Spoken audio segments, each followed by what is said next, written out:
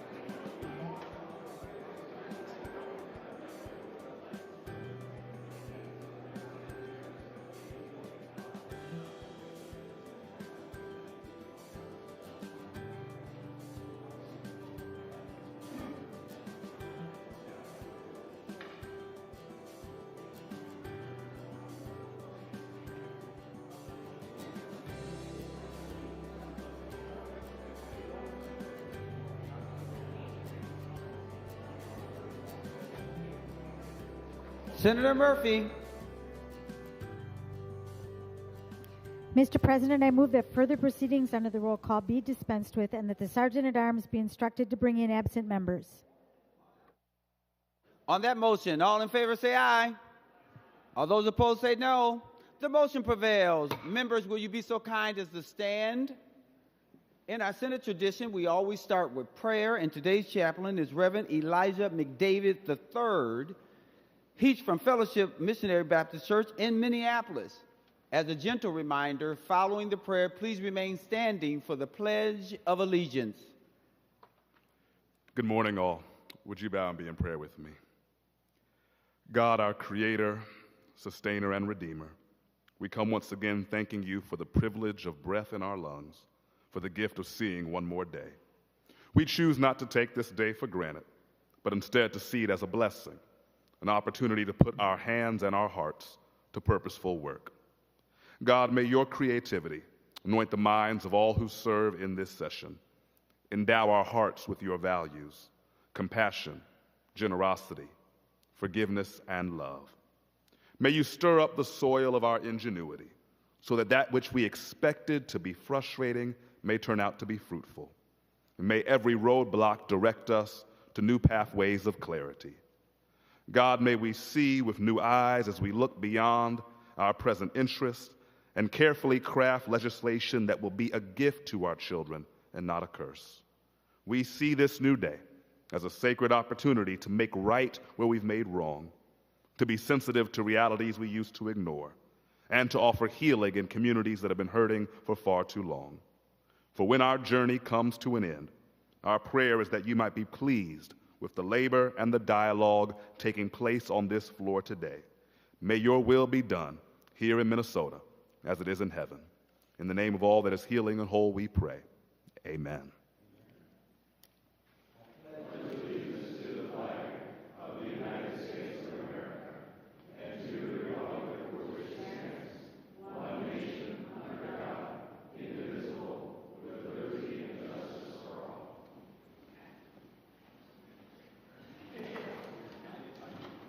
The Secretary will take the roll.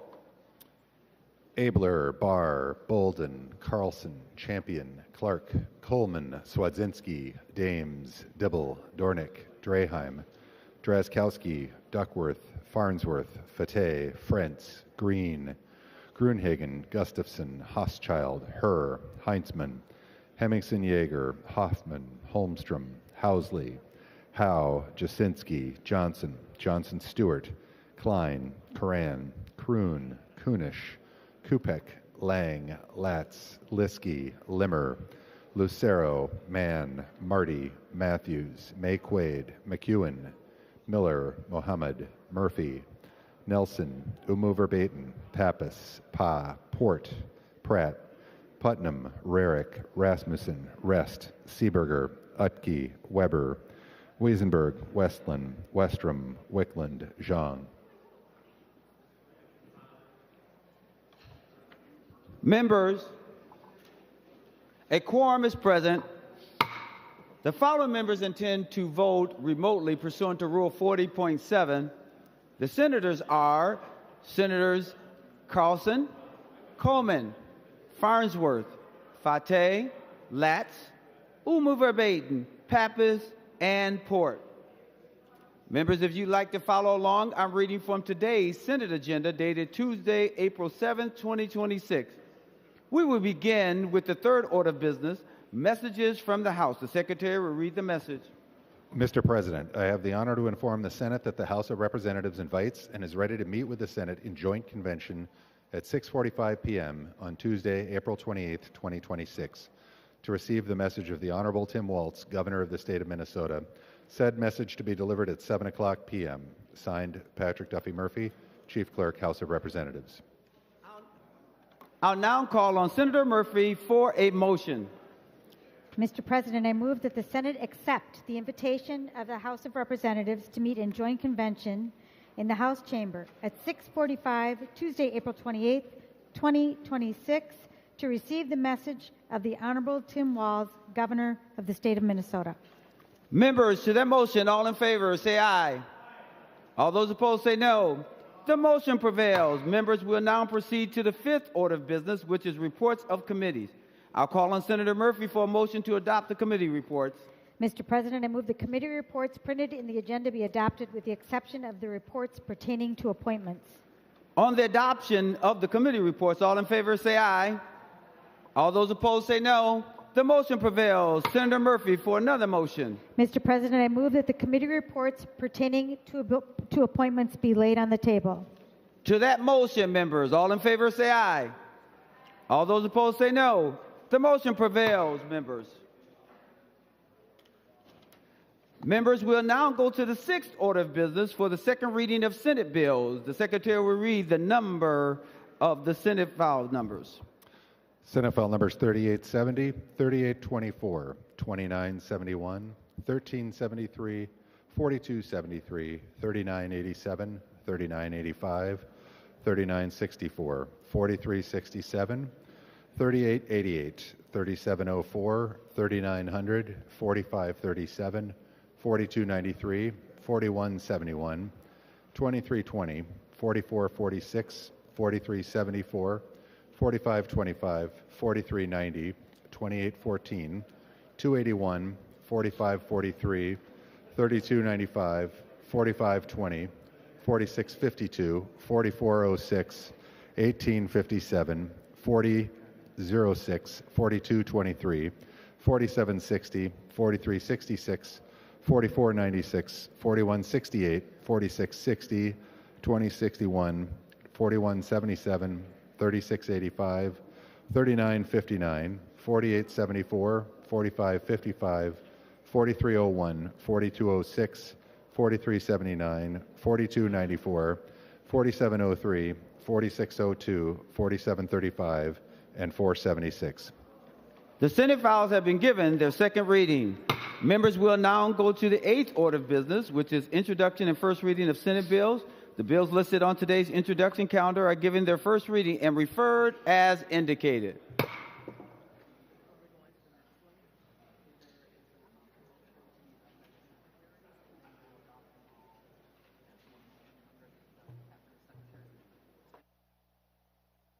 There's an author motion to be read by the secretary.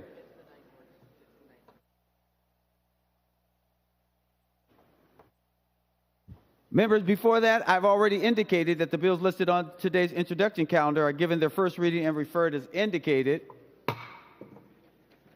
We will now move to the ninth order of business.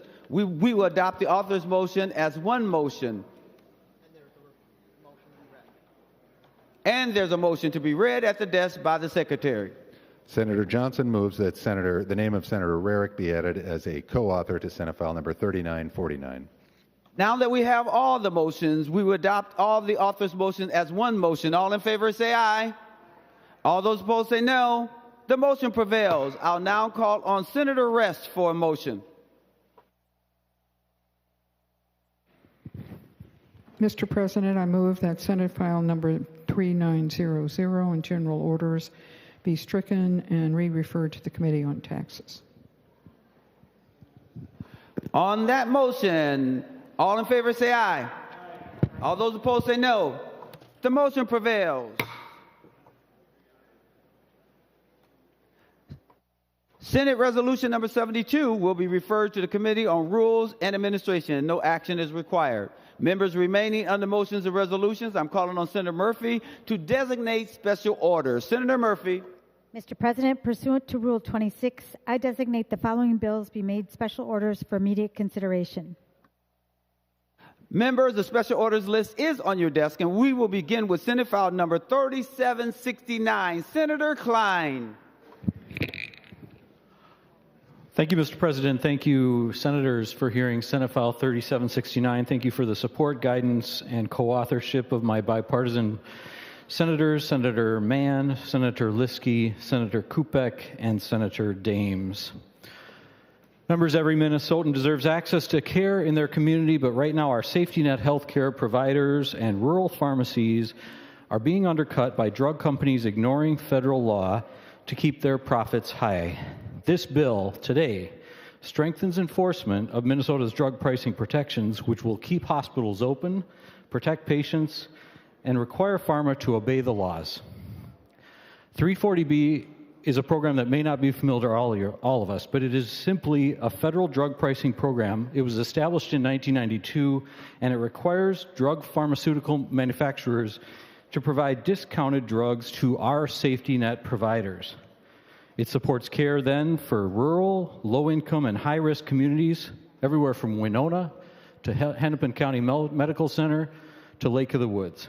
Hospitals use the savings to maintain access to care for Minnesotans, and no new taxpayer funds are required.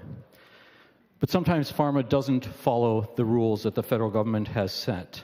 In 2020, Big Pharma began restricting these discounts and limiting hospitals to only one pharmacy in violation of federal law. For example, a community health center in the Northland may contract with several pharmacies to serve patients across a wide area, but when pharma ignores the law, individual Minnesotan patients are faced with difficult choices. They can travel farther for the medications they need, they can pay higher prices, or they can lose access entirely. In 2024, this Senate and our legislature attempted to solve this problem and answer this concern. We passed a Minnesota law to make it clear we expect pharma to honor its legal obligations. Despite this, Big Pharma is ignoring Minnesota law and denying Minnesotans access to lower-cost prescription drugs in their communities. The result is costing Minnesota's hospitals millions in savings that could protect patient care and ensure hospitals stay open, especially in rural communities. This bill simply adds enforcement tools to the bill we already passed in 2024 to ensure that Big Pharma follows the same rules in Minnesota as they do in other states. And in fact, it aligns Minnesota with 11 other states who have found this enforcement mechanism to be necessary for the drug pricing program. This includes both red and blue states, including North and South Dakota, Arkansas, and Mississippi. And in states like those with enforcement powers, Pharma does follow the law. In our state, they do not, because we don't have enforcement. This bill, besides adding enforcement powers, also removes the sunset date on our 340B legislation from 2024, which would provide long-term certainty for healthcare providers and make protections permanent to sustain access to care. This bill is not about changing the federal 340B program. Only Congress can do that. It is not about regulating what care patients receive. It is only about enforcing state law and protecting access to care, and our focus is on keeping our hospitals across the state open and pharmacies functional. Members, this is a David versus Goliath bill. This is Minnesota, Minnesota hospitals, and Minnesotans standing against Big Pharma and demanding that they honor their obligations under federal law to make sure we have access to affordable medications. Senators, stand with Minnesota, stand with Minnesotans, stand with our hospitals, and stand with the principle that when we enact laws in Minnesota, we expect them to be followed. I'll stand for questions. Senator Rasmussen. Thank you, Mr. President.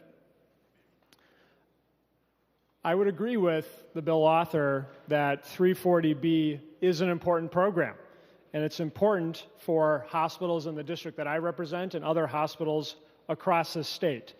But I think it's really important to set the table for what this bill is and what it isn't. The Minnesota legislature can't pass 340B into law, nor could we end it, because this is a federal program that, as a part of drug manufacturers participating with Medicare and Medicaid, they provide discounted drugs to hospitals who then have a markup on that and use that as revenue coming into their hospital. And even without Attorney General enforcement, the Minnesota Department of Health estimates that Minnesota hospitals in 1 year got $1.3 billion in 340B discounts. And so without Attorney General enforcement, we still have more than $1 billion a year coming through in 340B. It's also important to note that the sunset that this would repeal doesn't expire until after session in 2027. But, Mr. President, members, where does this money come from? Where does this $1.3 billion come from? And I want to point out that it just isn't free money. And in many cases, these dollars are coming from Minnesotans. Minnesotans are paying for this program. And you don't have to trust my word for it, Mr. President.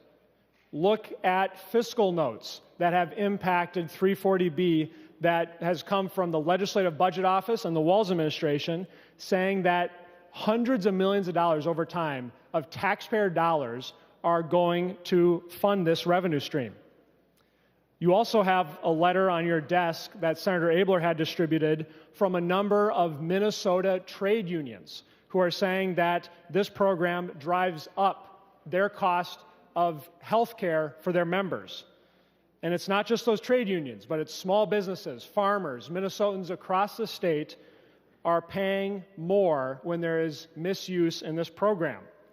We even have the report from the Minnesota Department of Health that talks about it is possible that drug manufacturers increase launch prices in response to offering 340B discounted prices, and that it can create drug affordability problems for patients. So that's where some of the money comes from. Mr. President, where does the money go? Thankfully, Minnesota has nation-leading 340B reporting that shows where these dollars are going to in terms of what covered entities. And I just want to talk about a couple in particular. Hennepin Healthcare receives about $100 million a year in 340B discounts. They also do $102 million in charity care. That's what this program was designed for, was to help out safety net hospitals like HCMC that are doing a lot of charity care. But if we look at Fairview, which gets 26% of the statewide revenue at one facility, they got about $335 million in revenue from this program, yet only did $17 million in charity care and paid their CEO $5 million. So we're seeing a disparity in terms of how this resource, which is granted under federal law, is used here in Minnesota, which has spurred the bipartisan interest in having transparency and reporting around this program.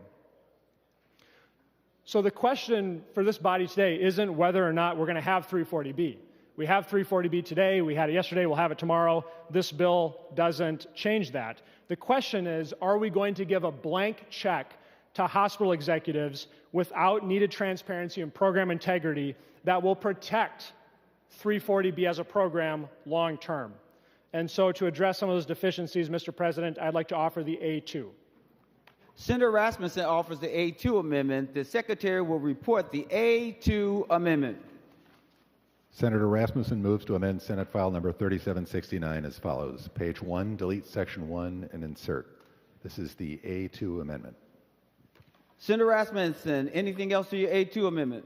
Thank you, Mr. President. The A2 does several things which would strengthen the underlying bill. Number one, it provides for more transparency. It would require reporting on how covered entities use the $1.3 billion in revenue that they get through this program.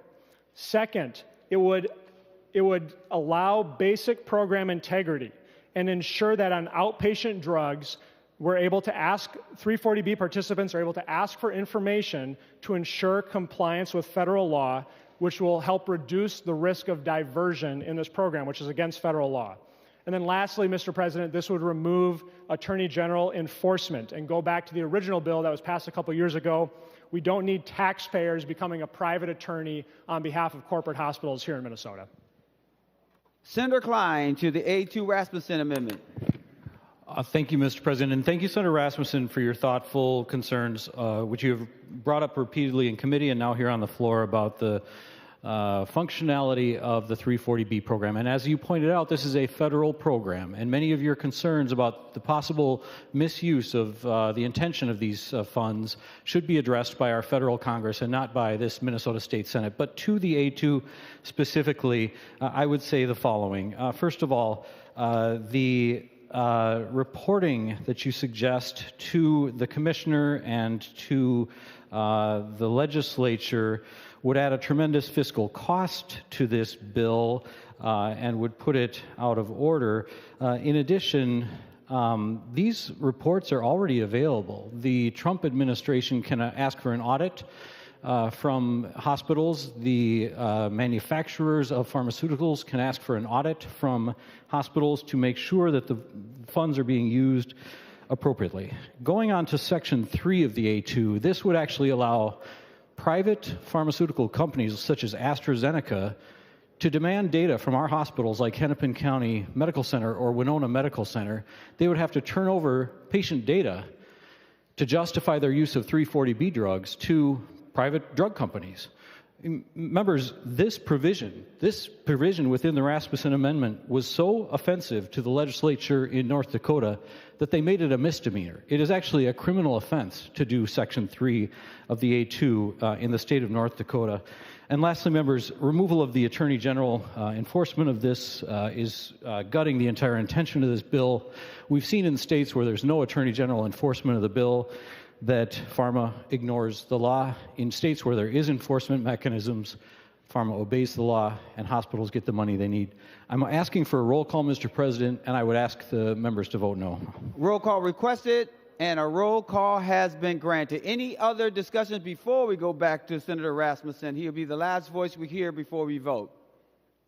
Any other discussions? Senator Rasmussen, you're the last voice that they'll hear before we vote on the A2 amendment. Thank you, Mr. President. And on this question of reporting, Minnesotans deserve to know transparency. There's a government program that's providing $1.3 billion in funding to Minnesota hospitals, some of which I think use this money very appropriately. to provide charity care, to provide access to rural health care. But others, Mr. President and members, are providing pennies on the dollar in charity care in terms of what they get and are paying their CEO $5 million. We should know, and Minnesotans should know, where these dollars are going. This is a basic reporting requirement that we should put into law. Second, if we do not adopt the language allowing for 340B participants to request claims data, there is no program integrity measures to ensure that federal law is being complied with. The federal agency, HRSA, that is charged with looking after this law, does very periodic audits. Within the last 15 years, only half of the 340B covered entities have had any type of audit from HRSA.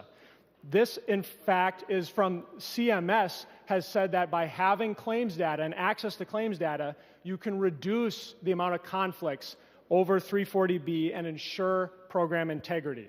And then lastly, Mr. President, on the AG enforcement, we hear from proponents of this bill that we need to have Attorney General enforcement to save 340B. Yet the Minnesota Department of Health just this year said with the latest year of data, hospitals got $1.3 billion in 340B discounts. And so I don't know how to reconcile that, Mr. President, but I think this amendment is a good faith attempt to strengthen the bill that's in front of the body, to make it more workable and ensure that we have program integrity for 340B going forward. I'd ask for members' yes vote. The Secretary will take the roll on the A2 Rasmussen Amendment.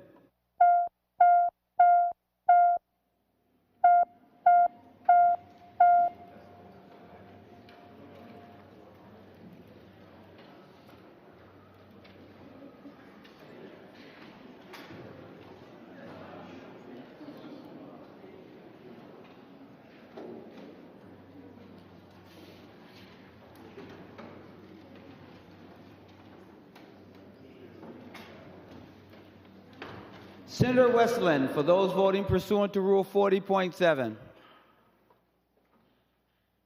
Thank you, Mr. President. Senator Carlson votes no. Senator Carlson votes no. Senator Fateh votes no. Senator Fateh votes no. Senator Latz votes no. Senator Latz votes no. Senator Umu Verbatim votes no. Senator Umu Verbatim votes no. Senator Pappas votes no. Senator Pappas votes no. And Senator Port votes no. Senator Port votes no. Senator Jasinski, for those voting pursuant to Rule 40.7. Thank you, Mr. President. Senator Coleman votes aye. Senator Coleman votes aye. Senator Farnsworth votes aye. Senator Farnsworth votes aye.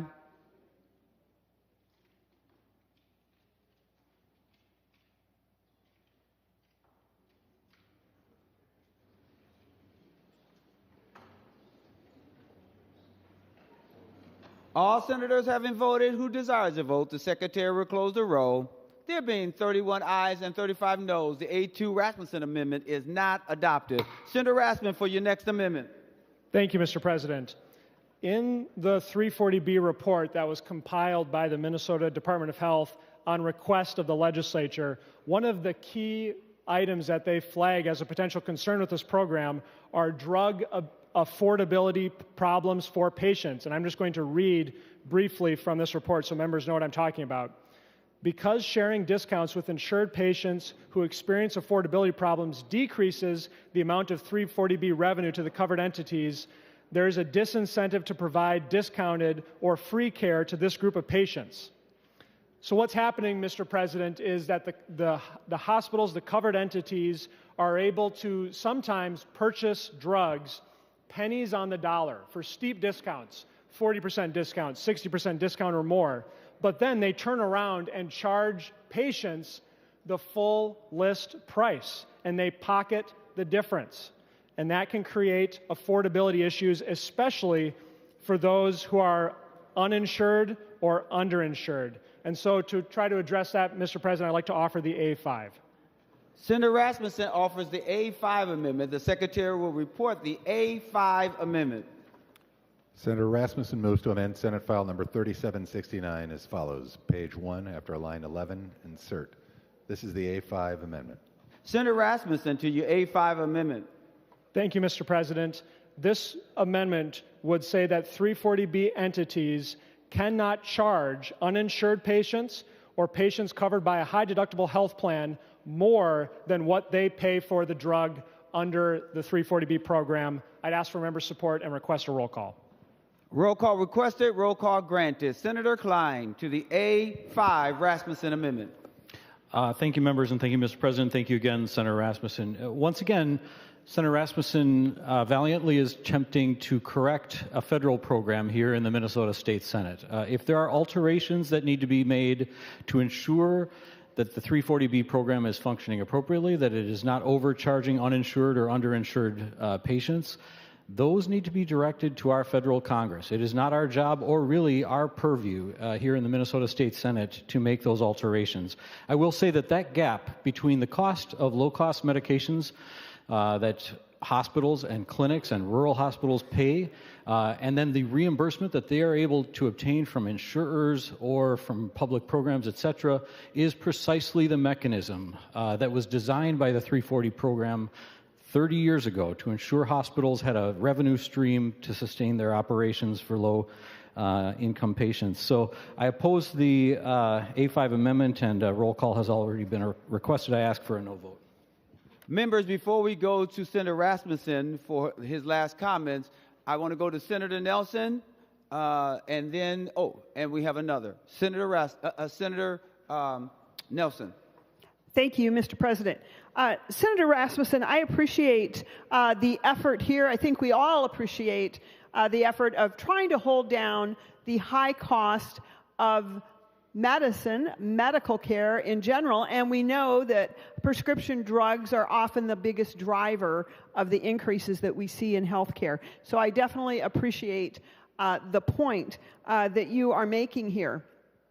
And I specifically am reminded of something that many of us have worked on for a long time, which is share the rebates. This amendment gets to, in a sense, how should those rebates be shared?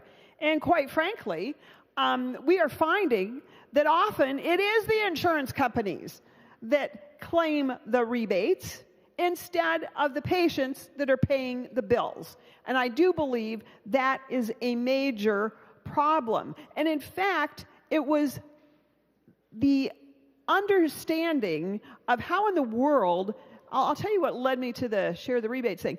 I was trying to understand how could it be that insurance companies put the highest cost drug on the formulary? It doesn't make sense. Everybody would have to pay more. Well, the answer was there were huge rebates to put the higher cost drug on the formulary. That was the start of my share the rebates drive. And so, Senator Rasmussen, while I definitely agree with sharing the rebates, I want to know how your amendment, which requires that, I want to know how that would affect critical access hospitals. Our critical access hospitals are operating on thin margins, if not many outright deficits. And I want to know how this amendment would affect critical access hospitals' ability to keep serving their patients, because you're taking away the funding for the rebates, which I would like it to go to the patient, but I think you're taking it away from the critical access hospitals. I want to know how that would impact them and their ability to serve. Senator Nelson, I didn't hear you ask for Senator Rasmussen to yield. Are you asking for Senator Rasmussen to yield? Thank you, Mr. Chair. I believe he heard my comment, and I would ask that he yield to answer that question. Senator Rasmussen, will you yield? He will yield. Senator Rasmussen, specifically to Senator Nelson's question. Thank you so much. Thank you, Mr. President. Thank you, Senator Nelson, and for your comments and work on drug affordability in Minnesota. This amendment would only pertain to uninsured patients or patients who are covered by a high-deductible health plan. So the hospitals, for the majority of their patient base, would still be able to realize that spread on the 340B pricing and get the revenue. However, if this amendment doesn't go on, this bill and change how 340B operates in Minnesota, we will be taking dollars out of the pockets of uninsured Minnesotans of Minnesotans who have high deductible health plans and giving it to the hospitals. And I think Minnesotans that are uninsured in our state or who are paying a $5,000, $10,000 deductible, I think we should be putting their interests first, and we should be prioritizing patients, and that's what this amendment would do. Senator Nelson, any more questions before I go to Senator Holmstrom? Thank you, Mr. President. And just one final question. Certainly understand that logic, and if Senator Rasmussen would yield for one final question. Senator Rasmussen, will you yield? He will yield. Senator Nelson. Thank you, Mr. President. So, Senator Rasmussen, then my question really does get to those critical access hospitals, and do they support this, or do we know, and is there a danger that they may not be viable then to serve any patients? Senator Rasmussen, specifically to Senator Nelson's question. Thank you, Mr. President, and thank you, Senator Nelson. I don't have a survey in terms of where all the hospital executives are on this. I think overall the hospital executives have said that they want to have as much 340B revenue as possible, right? And so this would be prioritizing Minnesota patients who are paying out of pocket ahead of what the hospital executives are asking us to do. But I will state that there are covered entities, including those that came and testify in one of our Senate committees, that do this already, that basically understand that one of the purposes behind 340B was to help patients afford their health care. And so this, I think, would be aligned with the stated intent of 340B and aligned with what some hospitals are already doing today. Senator Holmstrom. Thank you, Mr. President and members. I rise in support of this amendment. I think that it gets to the heart of one of the greatest issues that Minnesota has faced, which is affordability in health care. My family's been uninsured. My family has been a member of a high deductible health care plan, and I can tell you these people are not there because they choose to be. They are there because they have no other financial option, and trying to force hospital profitability on the backs of uninsured and underinsured Americans and Minnesotans is certainly not the answer to our problems. If we want to address those, I would recommend finding a different way. However, Senator Rasmussen's amendment, I believe, does right by the people of Minnesota across all partisan lines. They will see their lives get just a little bit easier in this affordability crisis. Thank you. Senator Grutenhagen, we're on the A5 Rasmussen amendment. Okay, thank you, Mr. President. Yeah, I rise in support of the amendment. You know, members, it's important to understand why we're in this situation and why hospitals are using the 340B plan as a measure to generate additional income. The primary reason, and this is to understand, the Minnesota hospital lobbyist invited me to a Zoom meeting with about 6 CEOs, a couple from the metro area and 4 from the rural area, a couple years ago. And in there, they all said the same thing. They were hurting financially. Of course, we know about Hennepin County Medical Center here. But they brought up several things that caused them to have the problems and want to use the 340B program to generate additional income. One is the reimbursement rate of government programs. So on Medicaid, for every $2 of expenses, and all 6 of them said the same thing, they get $1 of reimbursement. So they lose money. On Medicare, they get about $1.50. And by the way, with Medicaid, it also includes Minnesota Care. On private insurance, they get about $2.50 for every $2 of expenses. So they actually make money. The problem is they're seeing, under Obamacare, they're seeing more and more government reimbursement where they lose money, less and less private sector insurance. On top of that, you know, the promises of Obamacare were false. These high deductible plans that are out there, what's happening, according to the hospital lobbyist, people are not paying that $5,000, $7,000, $8,000, $10,000, $12,000 deductible. So they're losing money as much or more than they did before. In addition to that, we see the uninsured rate climbing dramatically. We're just shy of 6%. Which is actually higher than before Obamacare when we were about 4%, if I remember right from the HHS committee. So members, this is forcing hospitals to manipulate and abuse this program. And again, we're talking about high deductible plans and low income people not being abused if we accept this amendment. They're not collecting the money anyway, okay? We're just putting these people through the ringer. Why not give them the advantage of a lower drug, which many of them desperately need, at a more reasonable price? Again, the making of the unaffordability of health care is our own, okay? Not individuals. And that's why we're forcing these hospitals to want to use this 340B program for a money generator. And in some cases, not in all cases, but some of the hospitals are doing this to keep their doors open. Last point is, Senator Hochschild sent a Masabi Tribune article around, and it basically confirms everything I just said. It basically said rural hospitals, if they don't make use of this 340B program, are in danger of closing their doors. So members, we're again at the point where we're dealing with a Band-Aid rather than the infection. The infection is the reimbursement rate of government programs and the direction we're taking this state, which this program is not going to solve this in the end. So let's help the people who need it, the low-income people or the high-deductible people. Again, if it's not excluding everybody, but we need to treat the infection. By the way, I have a bill to do that. Unfortunately, I can't get a hearing on it, but that's another story. Anyway, so members, please vote green on this amendment. It's a step in the right direction to help the people that we truly want to help, that all of us want to help here at the State Senate. Thank you, Mr. President. The last voice that we'll hear is from Senator Rasmussen before we vote on the A5 Rasmussen amendment. Senator Rasmussen. Thank you, Mr. President. And I thought that the bill author made an interesting comment where he said, yes, acknowledging that there might be deficiencies with 340B and how it operates, that we should wait for Congress to act and to take changes to 340B. However, the bill before the body ignores the bill author's advice. It is saying that this legislature will intervene on behalf of hospital executives and what they want us to do, but we're told no when we have the opportunity to put Minnesota patients first who are paying more money out of pocket for prescription drugs than they have to.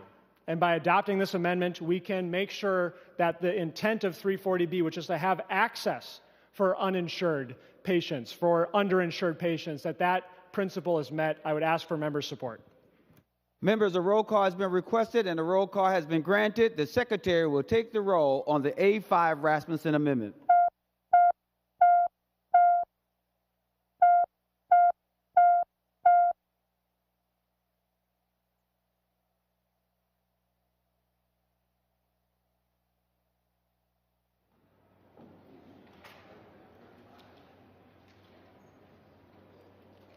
Senator Westland, for those voting pursuant to Rule 40.7.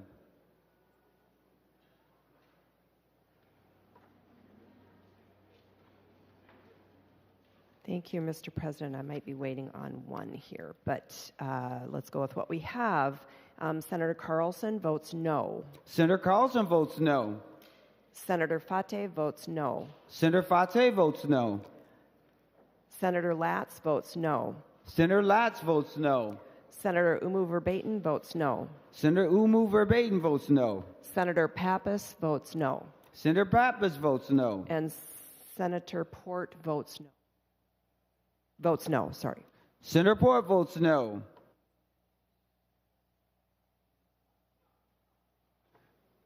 Senator Jasinski, for those voting pursuant to Rule 40.7. Thank you, Mr. President. Senator Coleman votes aye. Senator Coleman votes aye. And thank you, Mr. President. Senator Farnsworth votes aye. And Senator Farnsworth votes aye. All senators having voted who desires to vote, the Secretary will close the roll. There being 32 ayes and 34 noes, the A5 Rasmussen amendment is not adopted. Senator Rasmussen, for your next amendment. Thank you, Mr. President. It's unfortunate today that Senate Democrats were unwilling to put Minnesota patients first and the costs that they are seeing in terms of health care. And so I want to, Mr. President, give them another opportunity with the A3 amendment. Senator Rasmussen offers the A3 amendment. The Secretary will report the A3 amendment. Senator Rasmussen moves to amend Senate File Number 3769 as follows.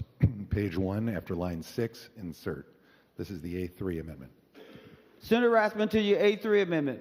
Thank you, Mr. President. And this is taking language that had bipartisan support in this body that would prohibit hospitals from charging facility fees in certain instances. First, they would not be able to charge it for telehealth, that is when the patient is outside the facility. And second, they wouldn't be able to charge a facility fee on preventative items that are defined here in state law. Again, this is an opportunity, Mr. President, to put Minnesota patients first and help them afford the health care they need. Senator Friends. Thank you, Mr. President. I'd like to raise a point of order. Please state your point of order. Mr. President, I think this amendment, the A3, is not germane to the underlying bill, and I would ask that the President rule that it is not germane. And Advice. That's Rule 35, and I'd also request a roll call, Mr. President. Roll call requested, roll call granted. Advice, Mr. President. Members, I will take advice from Senator Rasmussen, and then we will vote. Thank you, Mr. President. Advice on the Senator Francis' point of order. This amendment would be amending the exact same section or chapter of law that the underlying bill amends. I think this is perfectly germane. I know there's nothing in the underlying bill related to affordability, so that might be a reason why it's not germane, but I think when you look at the contents of the bill and the title of the bill, this is a germane amendment. Thank you. The Friends' point of order is well taken. Mr. President, I appeal the ruling of the President and request a roll call. Roll call requested, roll call granted. Members, a green vote supports the ruling of the President. Red vote goes against the ruling of the President. Mr. President, advice to the body.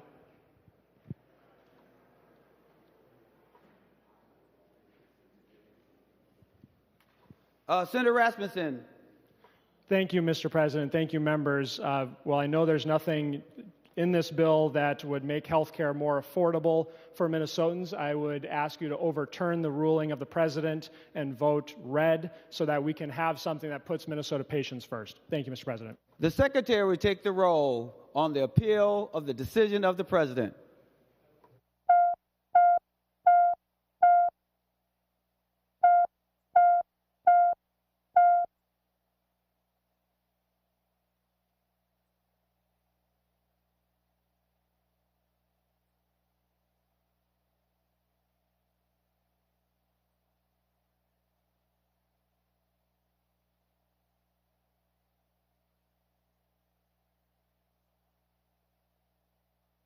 Mr. President. Senator Rasmussen, for those voting pursuant to Rule 40.7. Senator Zinski, but I'll also give the vote. Senator Coleman votes no. I'm sorry, Senator Jasinski. Senator Coleman votes no. Senator Coleman votes no. Senator Farnsworth votes no. Thank you, Mr. President. Senator Farnsworth votes no.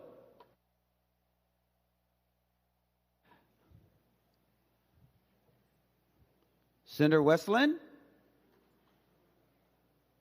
For those voting pursuant to Rule 40.7. Thank you, Mr. President. Senator Carlson votes aye. Senator Carlson votes aye.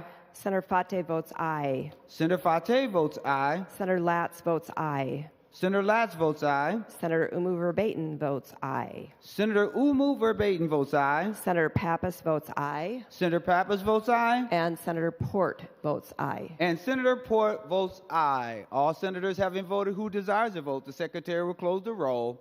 There have been 35 ayes and 31 noes. The decision of the President is upheld.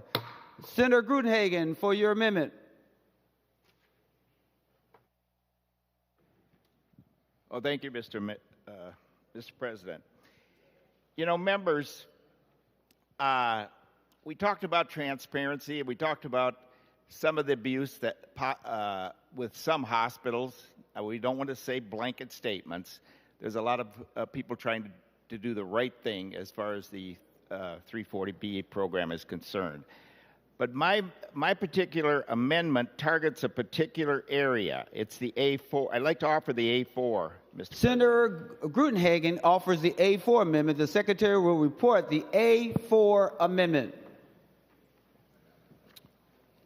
Senator Gruenhagen moves to amend Senate File Number 3769 as follows. Page 1, after line 11, insert. This is the A4 amendment. Senator Grudenhagen, to your A4 amendment. Well, thank you, Mr. President.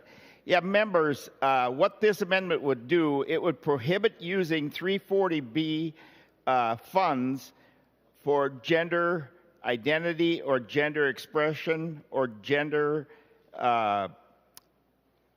mutilating surgery. So you could not use it. Now, members, I know we have difference of opinion on this here, but there's been recent legal rulings, like in New York, that have struck down and given major financial rewards to minors who went through this gender surgery at a young age. I think it was $2 million in the New York case. The other thing, members, the reason I think you should vote for this is, members, we all know that we've had problems with the federal government freezing funds because of our fraud and because of a number of other reasons. And the thing is, I have advocated in the HS committee, hey, we want to help the people who really need help. I think everybody here wants to do that. Well, in order to do that, we have to cooperate with the federal government. You know, in the previous presidential administration, I had a lot of disagreements with them on issues. But I would not try to advocate anything that would allow the freezing or loss of funds. You know, I was invited to attend the Finance Committee last year, and they shared that each year Minnesota gets about $22.9 billion of federal funding, members. Think about that. Each year we get about $22.9 billion of funding. The thing is, we know with Medicaid, and because we've shown resistance towards cooperating with the federal government in some of this fraud, that CMS was freezing over $500 million of Medicaid of federal Medicaid funds for the state of Minnesota. That's over $2 billion, members.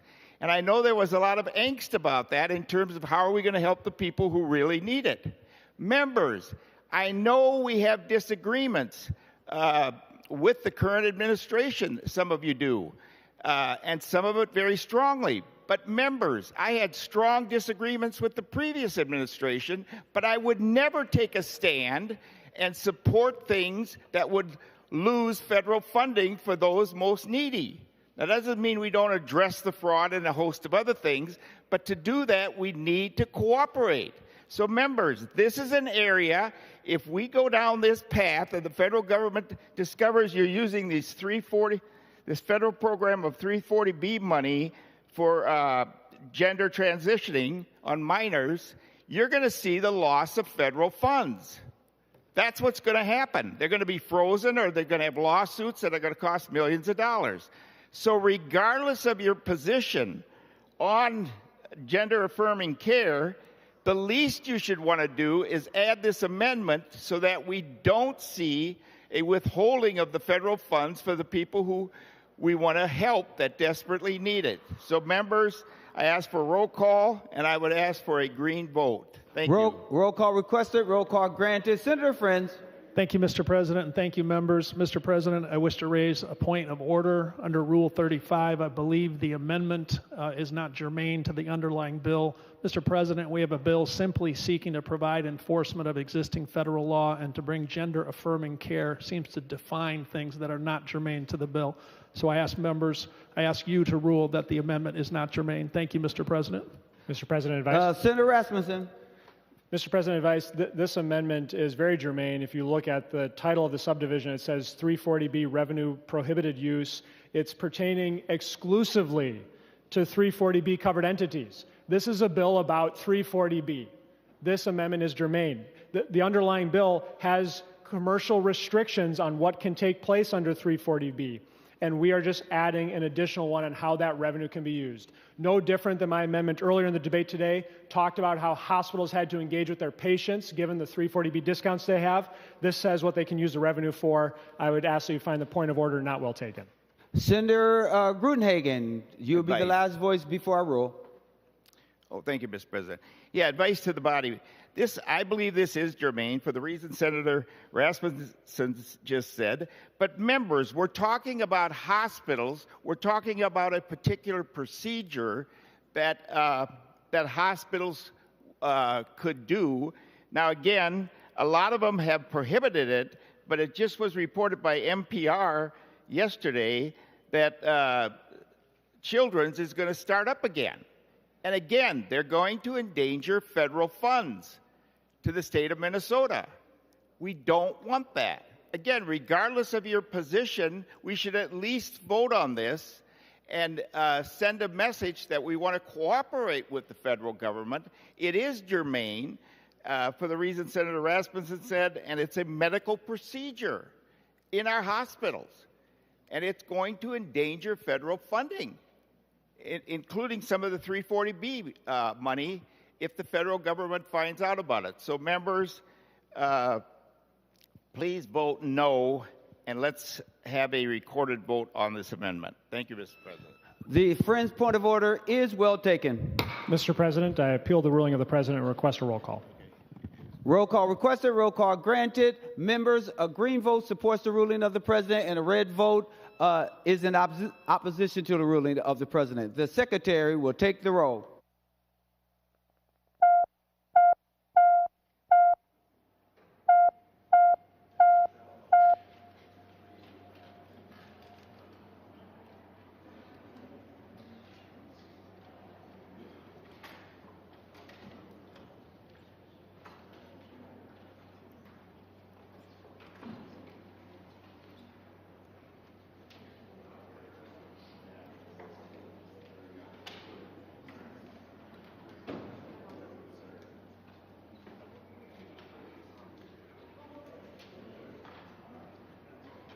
Senator Westland, for those voting pursuant to Rule 40.7.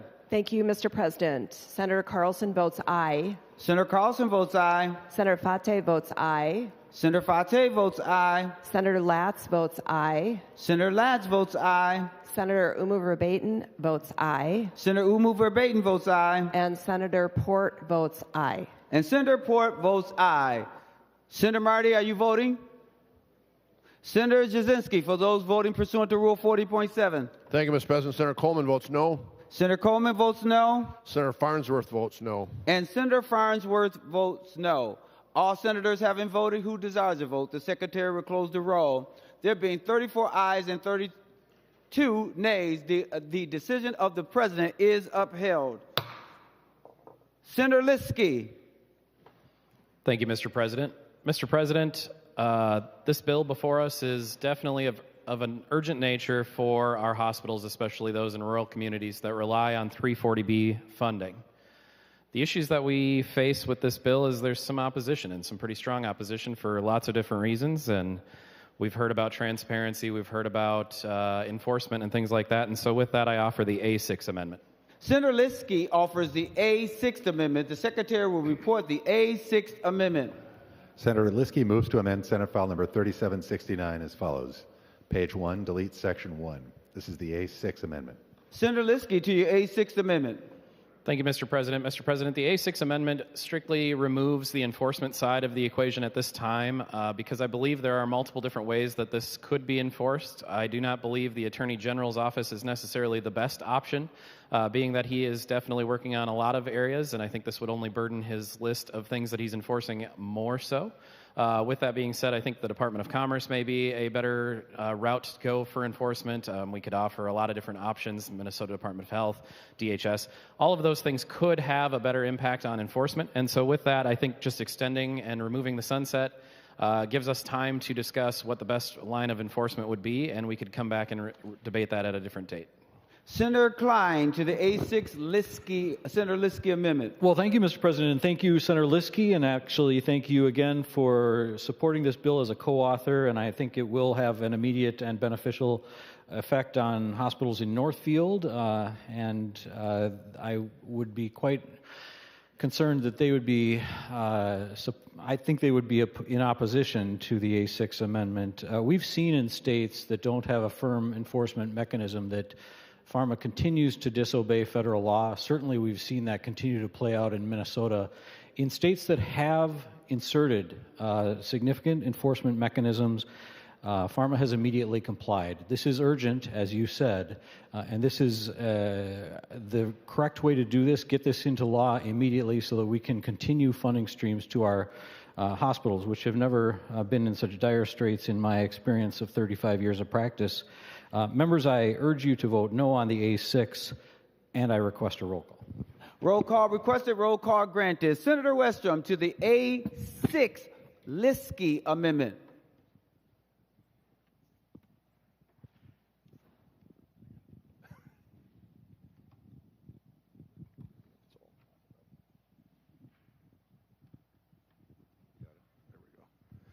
It was all knotted up, Mr. President. Sorry for the delay, my cord. Mr. President, I'm wondering if the author of the bill would yield to a question. Will you yield to a question? He will yield to a question. Senator Westrom.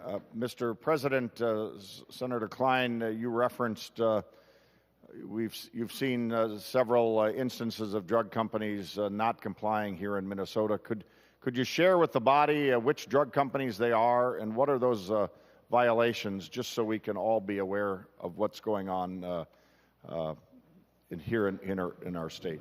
Senator Klein to the question from Mr. Senator President, Westrom. Senator Westrom, I don't have that information in front of me.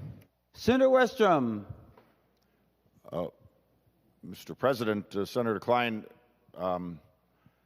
you don't have any of that information? We just use that as an argument to not support this amendment. I would like to know who are the drug companies that have been violating the law, and why are they violating it currently if we know they're doing it? And you just represented to the body that you've seen in many instances that to be the case, and that was your reason to compel the body to vote no on this. And so could you get the information if we laid this over for a little while, Senator Klein, what you just represented to us? I would like to know who those drug companies are. Let's deal with it right here on the Senate floor so we can have them follow the law that we already have on the books here in Minnesota, if you would yield to that question.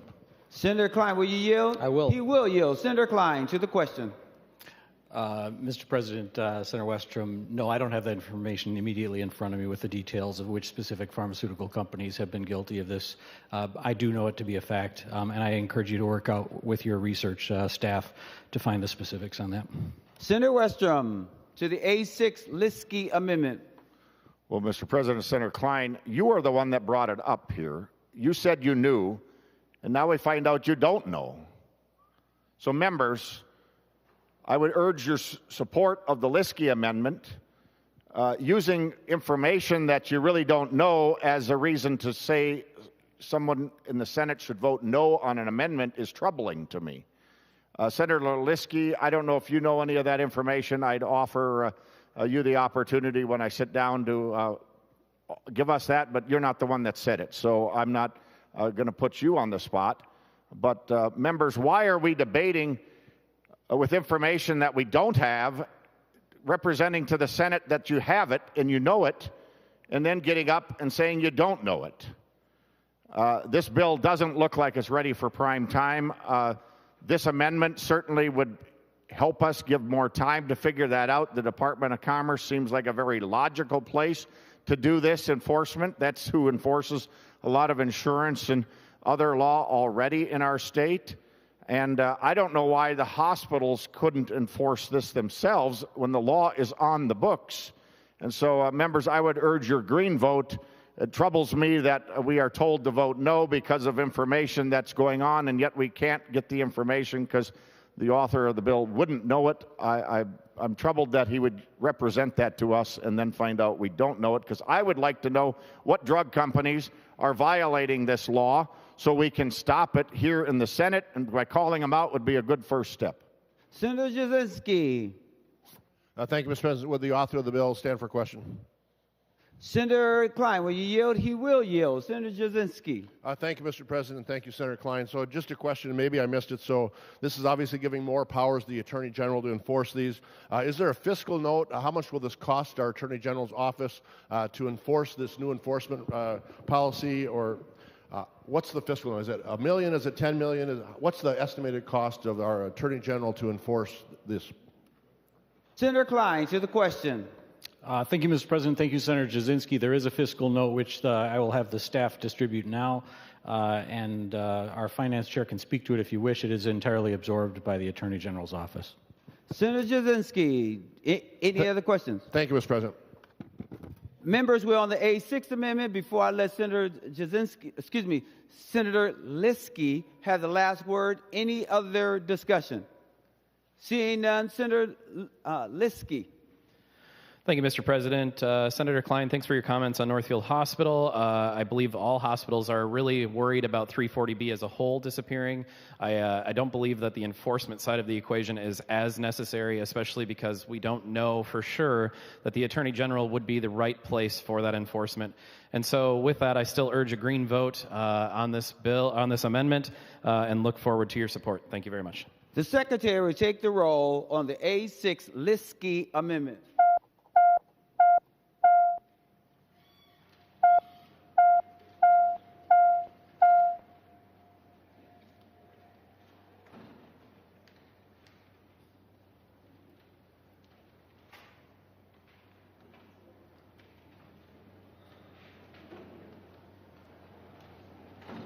Senator Westland, for those voting pursuant to Rule 40.7. Thank you, Mr. President. Senator Carlson votes no. Senator Carlson votes no. Senator Fate votes no. Senator Fate votes no. Senator Latz votes no. Senator Latz votes no. Senator Umu Verbatim votes no. Senator Umu Verbatim votes no. And Senator Port votes no. And Senator Port votes no. Senator Jasinski, for those voting pursuant to Rule 40.7. Thank you, Mr. President. Senator Coleman votes aye. Senator Coleman votes aye. And thank you, Mr. President. Senator Farnsworth votes aye. And Senator Farnsworth votes aye.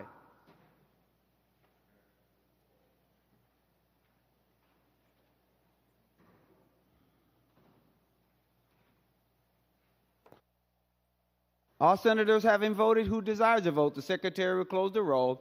There being 31 ayes and 35 noes, the A6 Liskey amendment is not adopted.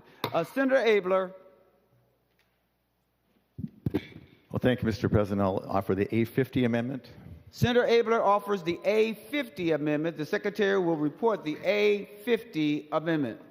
Senator Abler moves to amend Senate File Number 3769 as follows. Page 1, after line 11, insert. This is the A50 amendment.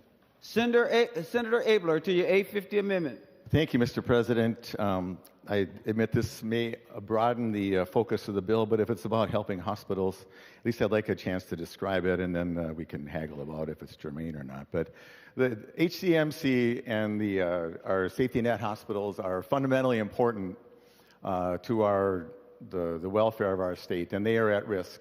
I hear over and over that HCMC is going to close in June if we don't do a 1% sales tax. Mr. Chair, I don't even think that's a reasonable idea to add another 0.85 onto the Minneapolis nightlife or to the vendors there who are already struggling and property values are going down. So I think we need to find a better way. And this is my very crude option, very crude start to the discussion in a public way. I read in the paper, the only plan is that one. And so I know people are working on things, Mr. President, but this is something that's concrete that says we had better weigh in. And so there's three parts to this in the ways it would help actually every hospital that takes any large amount of Medicaid.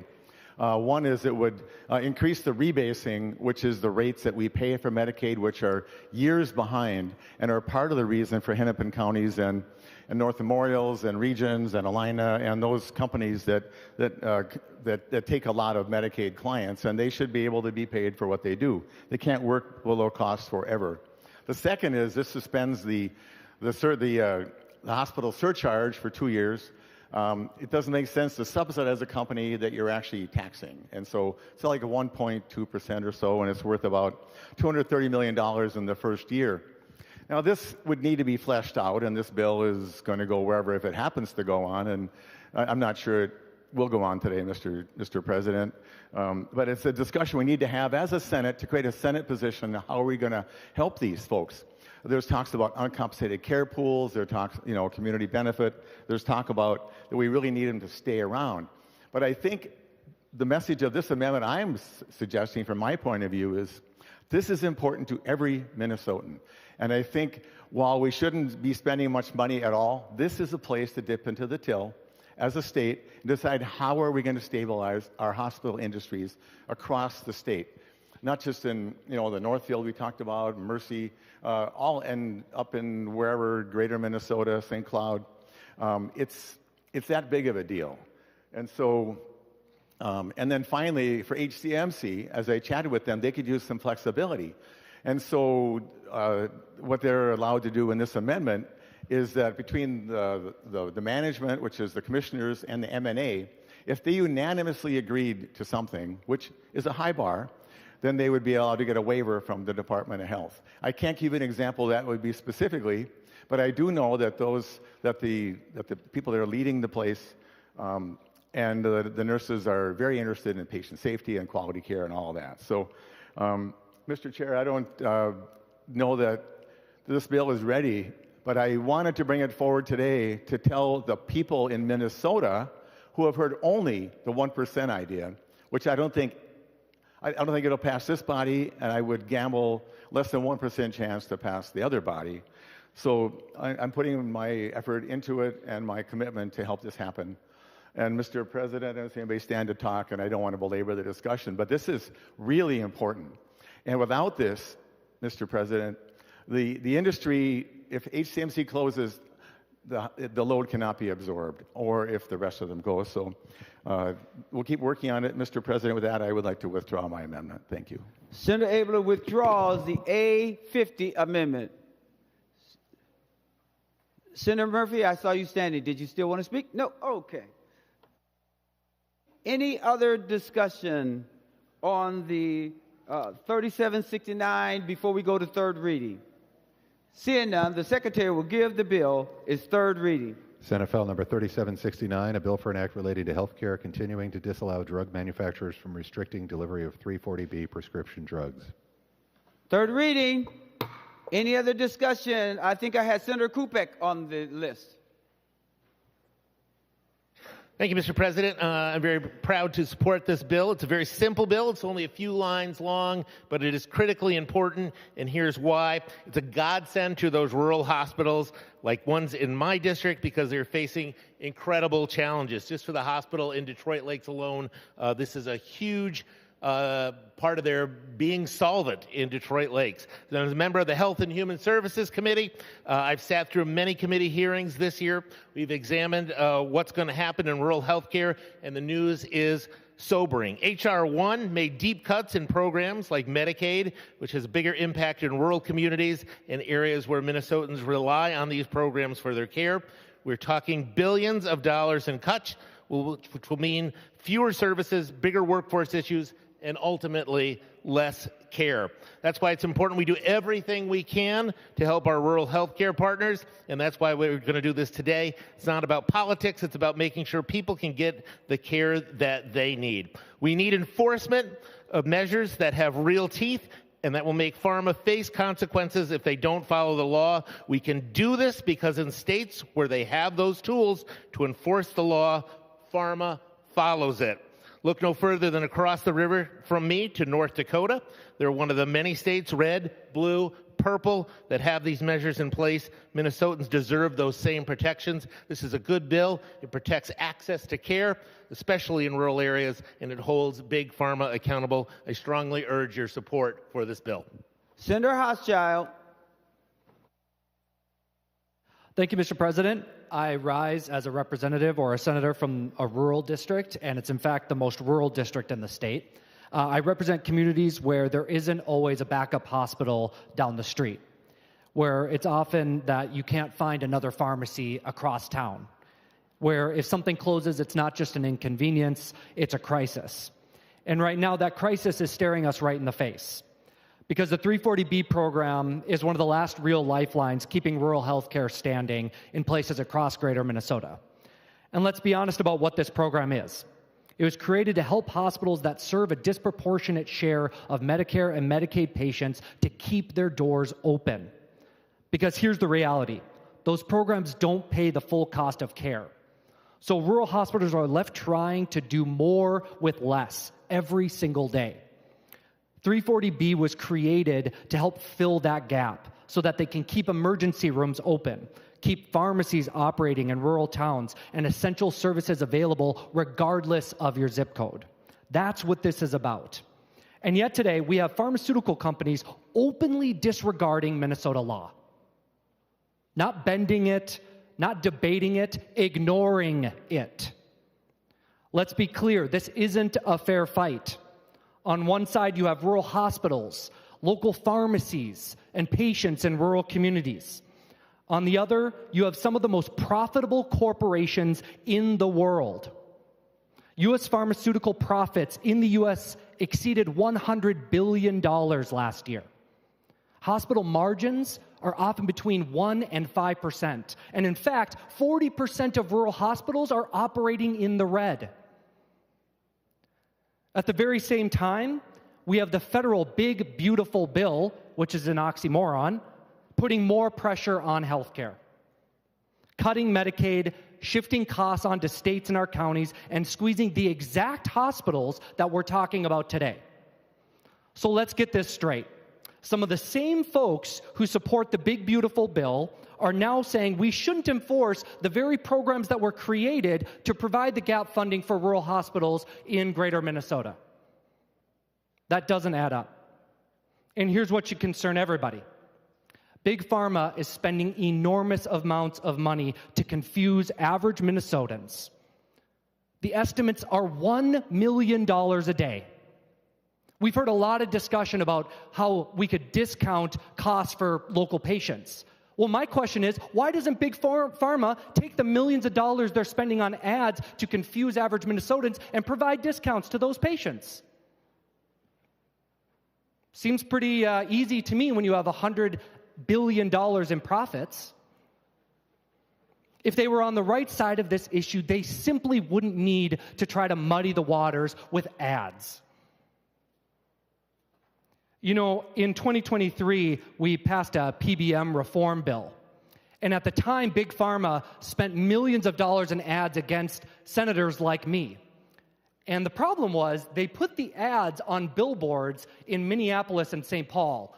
I don't know how many of you know, but I represent the Iron Range in northern Minnesota, not Minneapolis, St. Paul. So the ads seemed really odd to me. But when you have hundreds of billions in profits, I suppose you can spend money on billboards anywhere you want.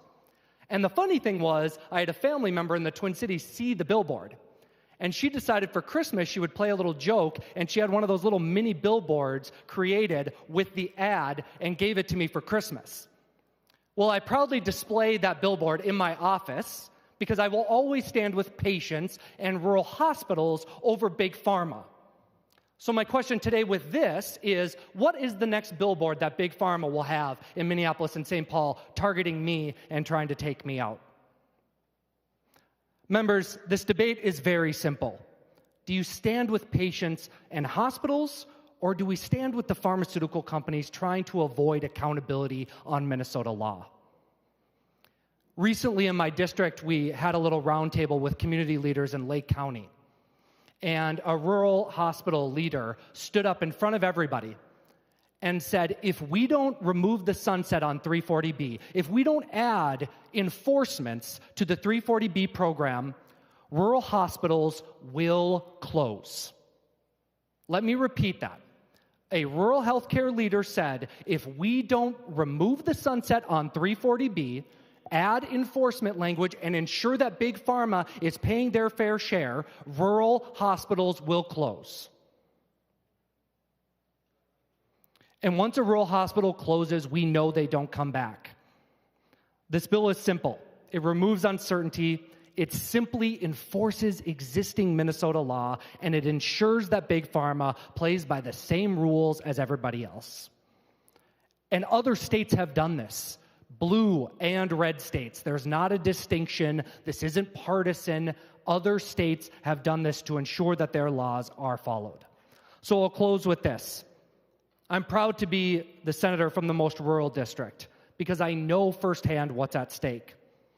This is about whether people have care close to home.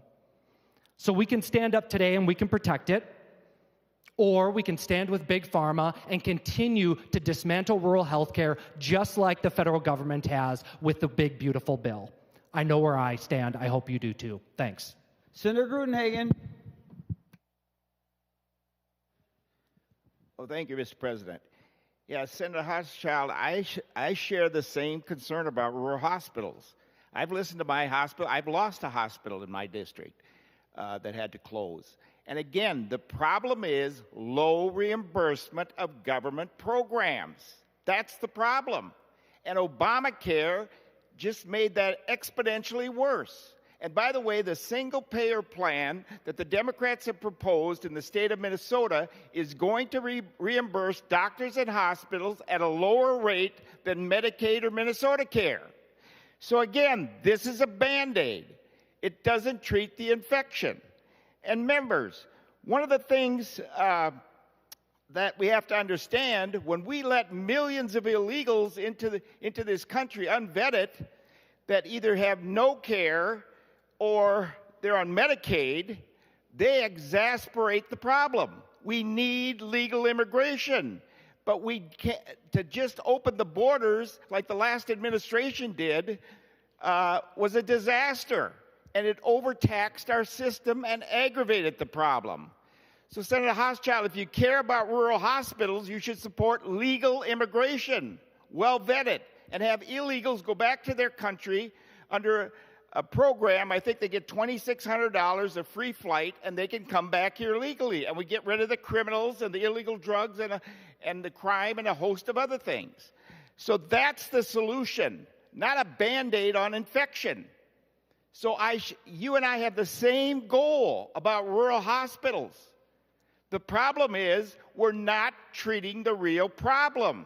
We're simply languishing in it, and we're going to continue to go down a road where you're going to see rural hospitals close or hurt financially.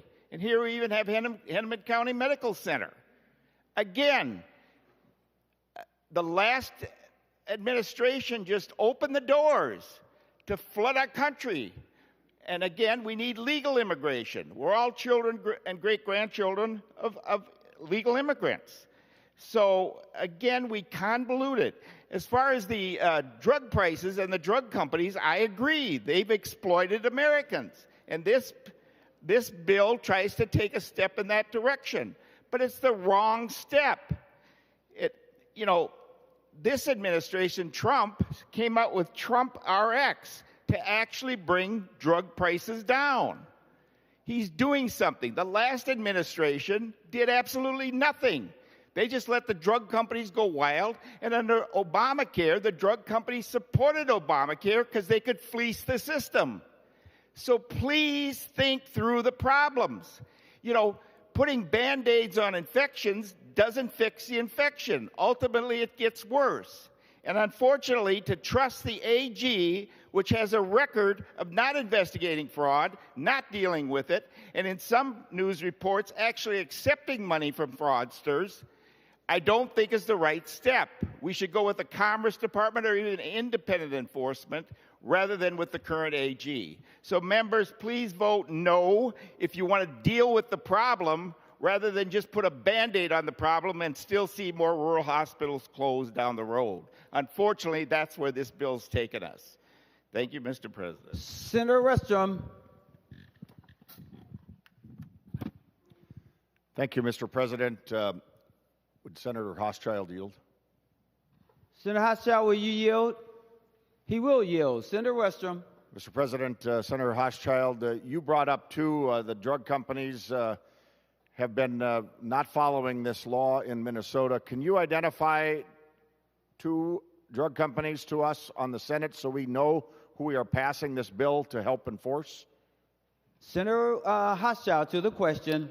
Thank you, Mr. President. Thank you, Senator Westrom. If I might, yes, I can go through the list. AbbVie, Amgen, Astellas, AstraZeneca. Apologies if I mispronounce some of these. They're a little challenging. Maybe that's obscure for a reason. Bosch and Lomb, Bayer, Boring Ingram, Bristol Myers Squibb, Elsea, Eli Lilly, EMD Serrano, Exlexis, GeneTech, Gilead, Insight, Jazz Pharmaceuticals, Johnson & Johnson, Mitsubishi Taniba Pharma America, Novo Nordisk, Pfizer, Sandoz, Sanofi, Sobi, Takeda, Teva, UCB, and Viatris have all been involved in that.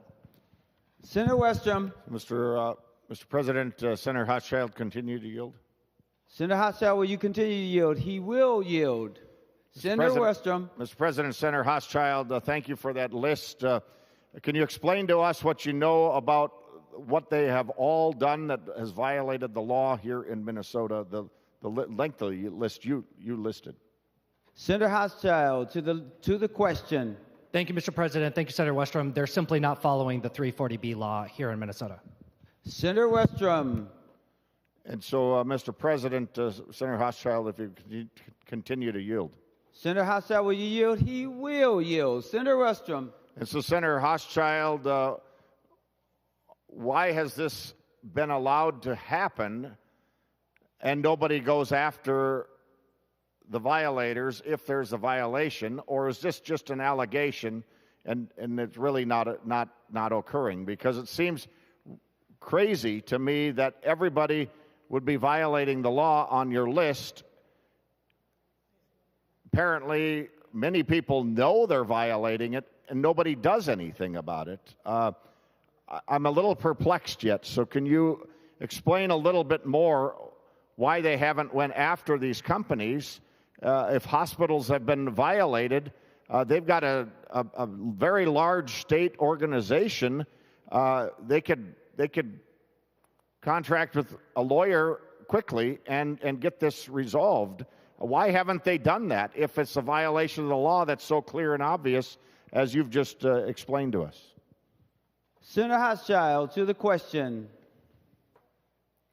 Thank you, Mr. President. Thank you, Senator Westrom. There have been several civil cases that you can look up with regards to this, but the problem is we need this enforcement language to help enforce the law. Senator Westrom. Mr. President, Senator Hochschild, thank you for that answer. Vague as it is, members, I don't think this bill is ready for prime time. We've had multiple amendments to improve it.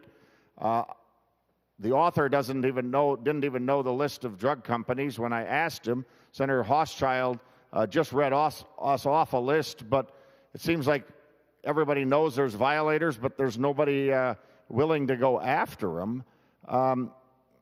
You know, there might be some gray area in between here that isn't very clear, and that's the part of the committee process. That's part of the legislative process to clean this up. This bill seems like it's not ready for prime time, and we need to do some more work. And if that many drug companies are flagrantly violating the law here in Minnesota, they've just been called out. Department of Commerce is who enforces a lot of these situations between insurance and other medical companies that are licensed to sell and do business here in Minnesota. Members, let's send this back and get it right. I'm not convinced that this bill is ready for prime time. Unfortunately, we could make it much better so it would actually target what we're trying to get it to do. And so at this point, I don't think I can support it. I wish it wasn't so haphazard that's being put in front of us to vote on something that we know is not ready for prime time. Senator Dames. Well, thank you, Mr. President and members.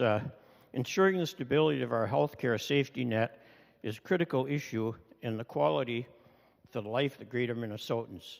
How far should people in the greater Minnesota have to drive to see a specialist? How far should they have to drive to deliver a baby? The 340B program plays a vital role in helping our rural hospitals keep their doors open. It prepares essential funding for emergency departments, labor and delivery services, ambulance operations, and basic payroll.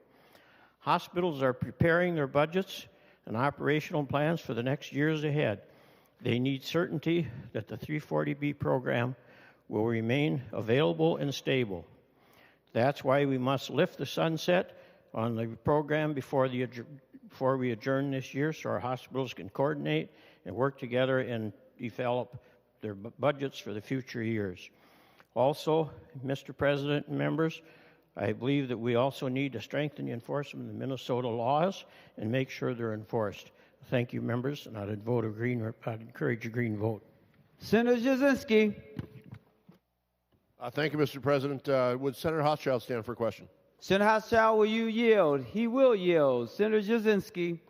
Thank you, Mr. President. Senator Hochschild, you commented about all the pharmaceuticals and all big pharma that are having all these issues and all these conditions and lawsuits, and yet we have a fiscal note that says the Attorney General office will absorb a cost of $36,000.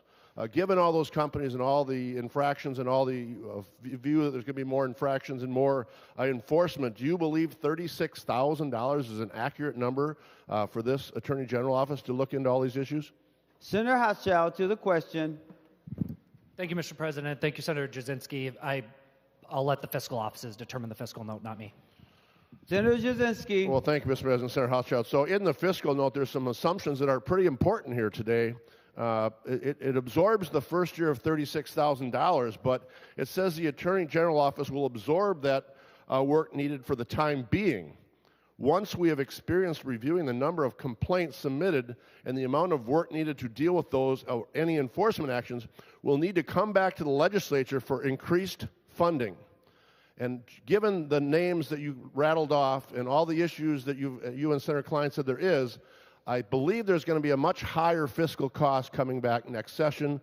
Again, if you read the assumption, only $36,000, and that's a pretty small amount for what we're looking at in this bill. Thank you. Senator Pratt.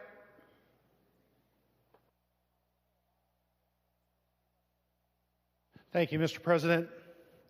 Mr. President, this bill has been a difficult one for me. I don't spend a lot of time looking at healthcare issues. I do support the 340B program. It's been in place now since the early 90s and has helped our rural hospitals in a number of ways. However, the main part of this bill is removing a sunset, and removing that sunset a year and a half early. The sunset was put in place for a reason, because we had questions that needed to be answered. Mr. President, I was looking at the Minnesota Department of Health report that was issued just a little over a month ago. And what they say is that between the first report and the second report, we gained a lot of insight, but there are still some very, very important questions that need to be answered. How do covered entities use these revenues generated through the 340B program? I haven't heard that answer. To what extent do those revenues reach patient populations? For context, what are the net revenue margins for covered entities on non-340B outpatient drugs purchased through group purchasing organizations? And Mr. President, I think one of the most important ones, what factors have contributed to the growth of the 340B program, and to what extent can their individual impacts be measured? Mr. President, here we are, removing a sunset, giving the Attorney General some additional powers, and yet we don't have answers to these very, very important questions. The report also says, while this 340B initiative is an important step towards greater understanding of how safety net services are supported, transparency alone cannot resolve the broader complexities in the current healthcare system. We don't know what's driving the cost. We don't know what's driving the impact. There's a BRG report that suggests that we might be losing out on $40 million in reimbursements that would normally be coming through and are now falling on the laps of Minnesota taxpayers. Senator Klein, I fully support the 340Bs, and I think we need to make sure that these drugs are available. But I want to know how that money's being used. I want to know what are the factors that are driving up the cost and driving up the usage. And through the entire committee process, I've not heard answers to these questions. Members, we've heard a lot about whether or not this is a bill that's ready to be passed. And I think this legislature would be wise to wait until next session. Wait till a year from now. Let's get answers to these questions. Let's figure out, we should be looking at how can we answer these questions, not rushing to judgment on eliminating a sunset that we put into place to ensure that we had the very answers and to make an informed decision. Mr. President, I'm concerned. I have many concerns with this bill, and I hope, Mr. President, I really hope that the majority will take a serious look at establishing a process for getting these questions answered. Thank you. Members, I want to make sure there's no one else because the last three speakers will be Senator Rasmussen, Senator Murphy, and Senator Klein. If you've spoken already, I've given you an opportunity to speak.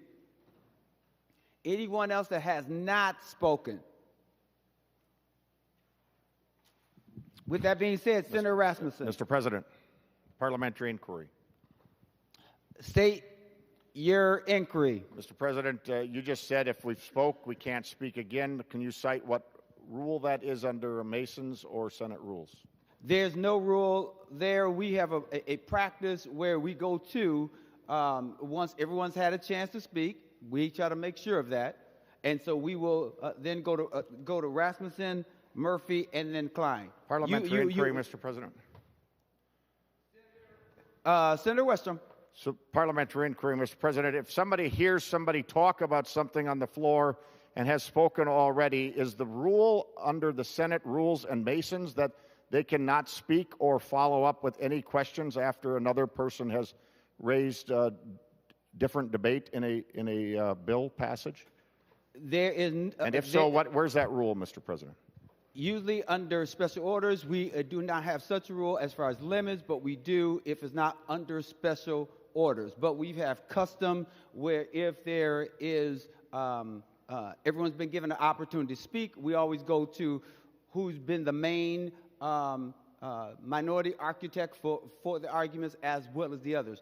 But not to prolong us, Senator Westrom, I hope that you'll keep your comments brief, and to whatever issue that you believe was stated that you did not have an opportunity to hear, because I did not hear any additional arguments before or after you spoke. Senator Westrom. Mr. President, respectfully, that is not your position to decide, and I appeal the ruling of the chair and ask members to not concur with the President's interpretation of our rules. And I ask for a roll call.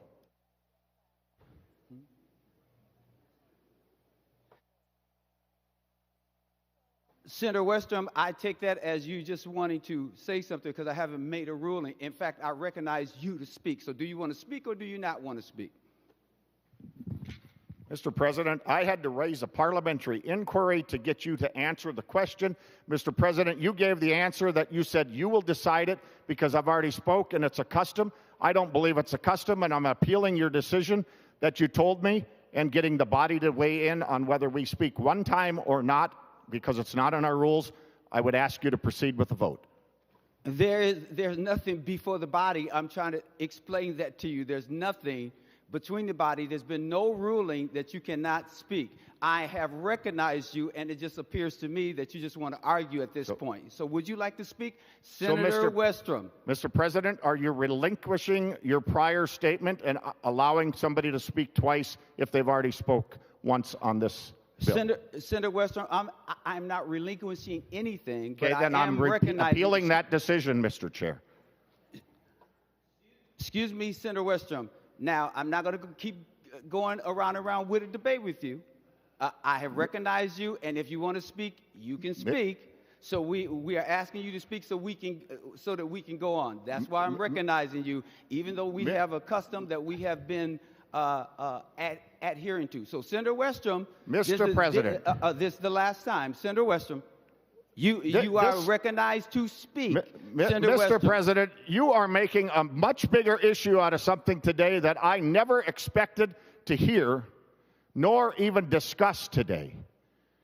But, Mr. President, I have been here many years. You have been here many years. It is not in our rules that somebody can only speak once on a bill, and then you go to the final authors to speak. If there's other things they want to debate, it is a Senate custom that many times people can speak 2 or more times on an issue of concern, and it concerns me greatly that you just told us that it's your custom to only have us speak once on an issue, and then you're going to go to the last 3 speakers that are on your list. That is the issue I am very concerned about, greater concern than I even on this bill. But, Mr. President, it's on video, it's on record what you just told the body, and that is what I'm challenging your decision. Because it was a decision you were trying to convey to the body. I had a simple question and discussion I was going to bring up, and you were excluding that with some imaginary rule because it's not in Mason's and it's not in our Senate, because I raised a parliamentary inquiry because maybe I missed it. And you told us it wasn't in there. It was a custom only under your presidency, because under your presidency, we even have a custom of people speaking twice on a bill and not just limited to once. And that's a dangerous precedent for us to go down, and I'm concerned the way you represented it to the body, and I don't want that to happen again. And that's why I'm appealing your decision or ruling, and I'm asking you to inform us if that's going to be the way you're going to continue to proceed as president or not. Senator Westrom, are those your comments? Because if those are your comments, then you're using your time in order to go around and around. I recognize you. There's nothing before the body other than you have been recognized. Would you like to speak to the bill, Senator Westrom? So, and Mr. if you have President, something else that you want to say, thank you for amending your custom then, because I am going to speak twice on this bill, even though you tried to cut me off. Sounds good, Senator Westrom. So, Mr. President, we're setting new custom here, and I hope we take note of that. But, Mr. President, members, Senator Jasinski brought up this fiscal note. We've all been given this information. Senator Hochschild, it troubles me greatly to have the list you read to us. The author of the bill should know that list, and we should be a little suspect of our fiscal note of only $36,000. Members, that is how government grows out of control. That is how government has fraud upon fraud that they can't find, because they pass bills that say something's only going to cost $36,000 to the taxpayers and the legislative branch. And you and I all know if Senator Hochschild's list of pharmaceutical companies violating state law is only going to cost $36,000 to bring a lawsuit and compel them to follow the law, those things don't square. This is a bunch of phony baloney. Phony baloney is what we're going to pass at $36,000.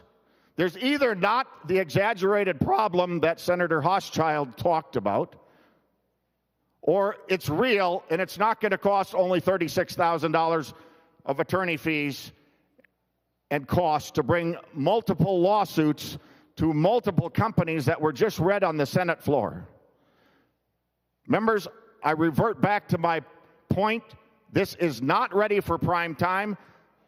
We should not be duped by a fiscal note that on its face is phony baloney if the facts we're being told are as accurate as they assert them to be. So, members, it's not ready for prime time. This bill needs more work, might have a good spirit or intention. The sunset doesn't go away for a year and a half, just about. We have a whole other legislative session, and we have 6 weeks about left in this session that we can still pass this bill, but it needs to be ready for prime time and not full of phony baloney as we try to pass it on the Senate floor. I urge a no vote at this time. Let's get our facts right first. Make sure a fiscal note is not ripe for fraud or a huge bill down the road. Let's get facts and accurate numbers from the Attorney General's office and not think we're going to bring that many lawsuits if there's that much violation for $36,000, because that won't cover the cost of one lawsuit, and you and I all know that. Again, members, anyone else that would like to speak before we go to Senator Rasmussen, Senator Murphy, and then the bill author? We want to make sure that you've had an opportunity to speak. Seeing none, Senator Rasmussen. Thank you, Mr. President. 340B is an important program, and we know that by looking at the report from the Minnesota Department of Health that shows that it generated about $1.3 billion in revenue for 340B eligible entities.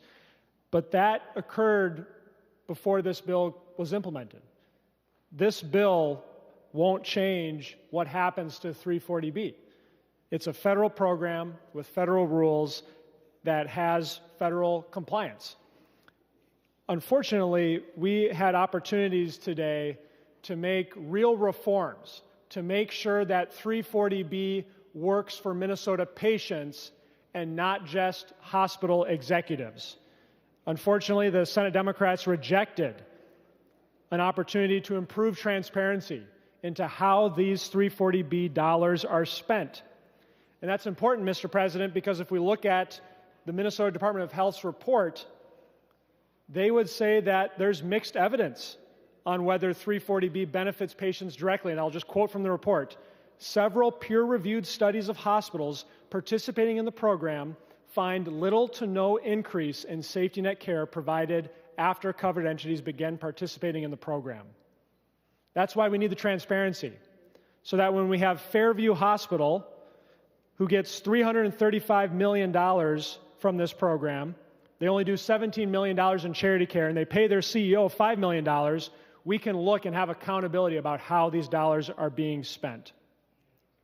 Second, we tried to put patients first and patient affordability, making sure that uninsured Minnesotans and those with high deductible health plans could benefit from the lower cost drugs that the hospitals are buying through 340B. But that was rejected. We prioritized hospital executives over Minnesota patients on this floor.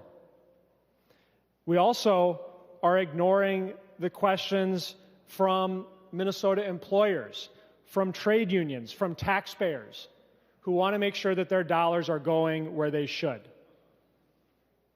We also had an opportunity to enhance program integrity, to ensure that the covered entities are complying with federal law, but that too was rejected. And so, Mr. President, I support the 340B program, but only if we make the reforms that ensure that these dollars help Minnesota patients and not just hospital executives. And I worry that the bill currently today is a blank check to those hospital executives, and we can ask more for the dollars that they're getting under this bill. And so that's why I'll be voting no.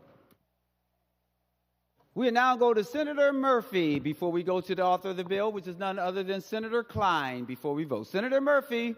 Thank you, Mr. President, and thank you, colleagues, for a wide-ranging debate today on what Senator Klein has proposed, which I think is a fairly simple, straightforward, and elegant solution to a very significant problem that Minnesotans are facing, and that is where they're going to get their health care and how they're going to pay for it. We have watched a Congress pull the thread on a health care system that we have relied on and built upon for many, many years. They are driving up costs for Minnesotans for the cost of their insurance, and many of them are now abandoning their insurance coverage because they can't pay the premiums. We know that with the suffocation, if you will, of financing mechanisms like provider taxes and surcharges, the ways in which we have partnered with the federal government to pay for healthcare systems across the state, that we are left with fewer and fewer solutions while Minnesotans are finding it harder to get care, particularly in rural hospitals. But if we look around, we can see that our healthcare delivery system is showing real signs of trouble.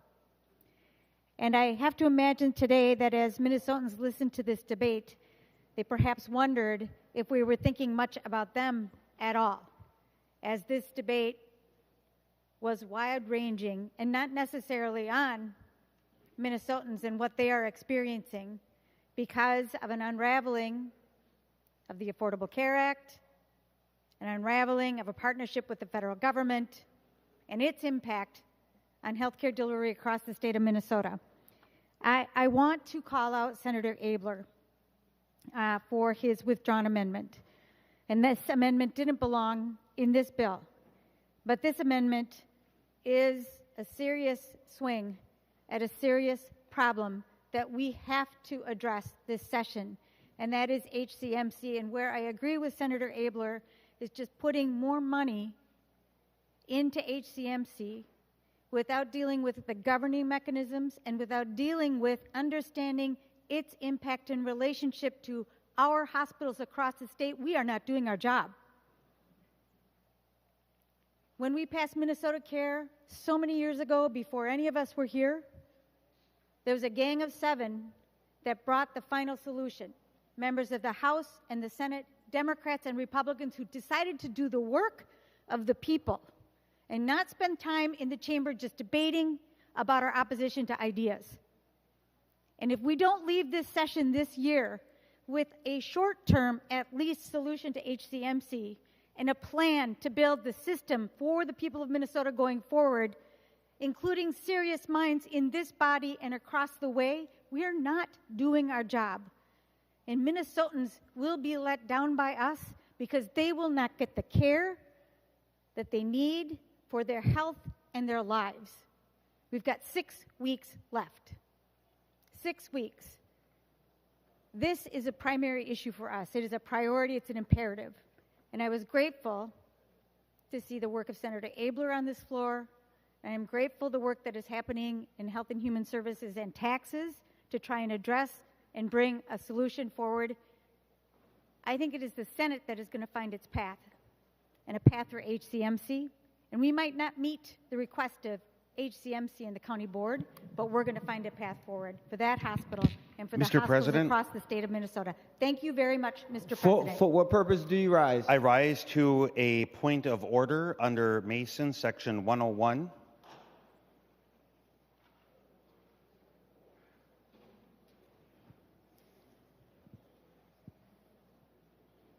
Will you state the point of order, Senator Lucero? Thank you, Mr. President. Debate must be confined to the question before the body.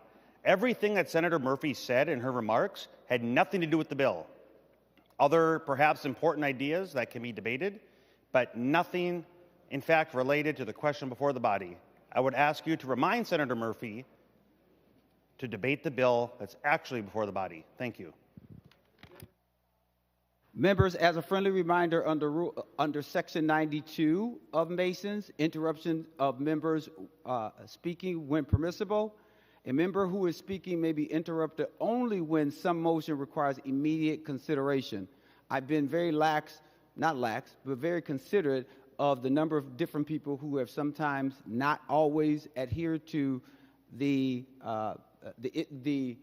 motion or the business that is before the body. I'm going to remind the body, if you would be so kind as to be measured when it comes to your comments, okay?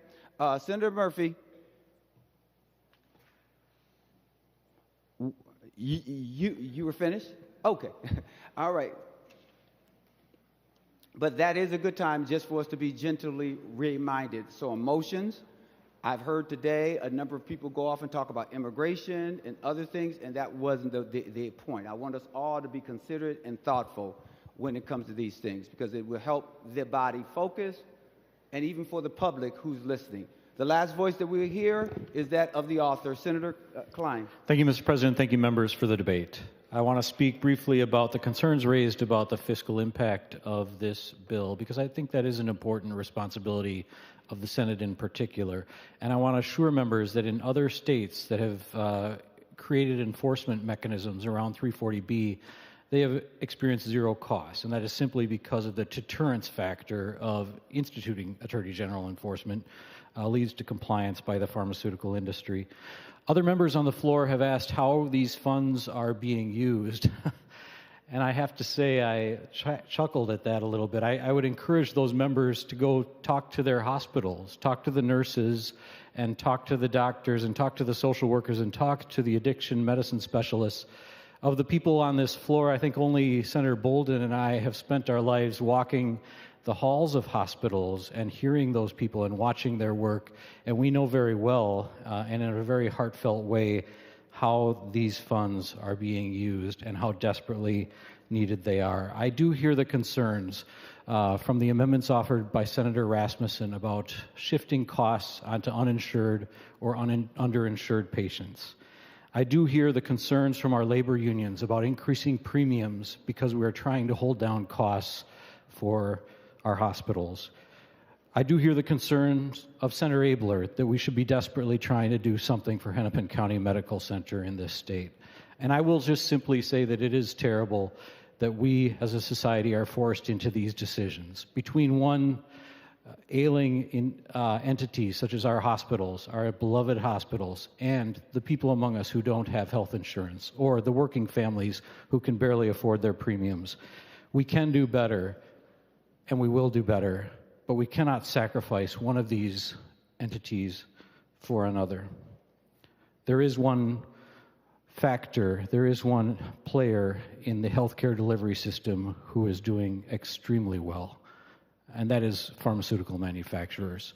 And we simply cannot continue to allow them to avert and shirk their duties to provide low-cost medications to our patients and our hospitals in this state. Members, I worked my last shift at a hospital after 35 years on February 1st. It was beloved work and very close to my heart.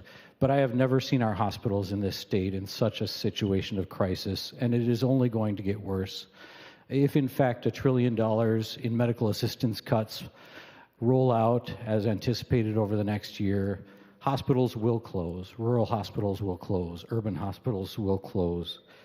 And today we have the opportunity to hold off that storm for one more day, to continue this funding stream of 340B medications to our hospitals all across this state and say, we did this in this moment, and we did right. Members, I urge a green vote, and thank you for your support.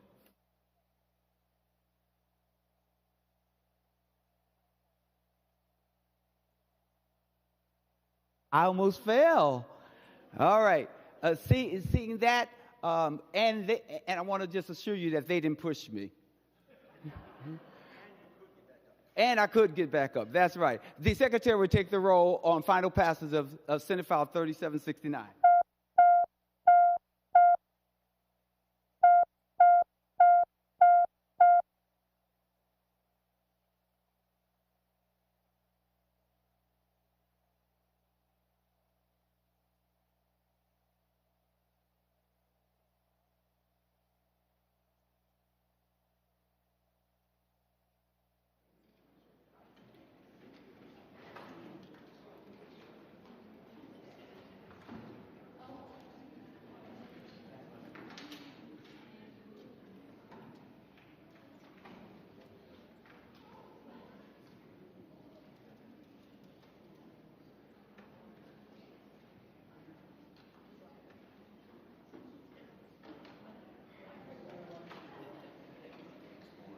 Senator Westland, for those who are voting pursuant to Rule 40.7.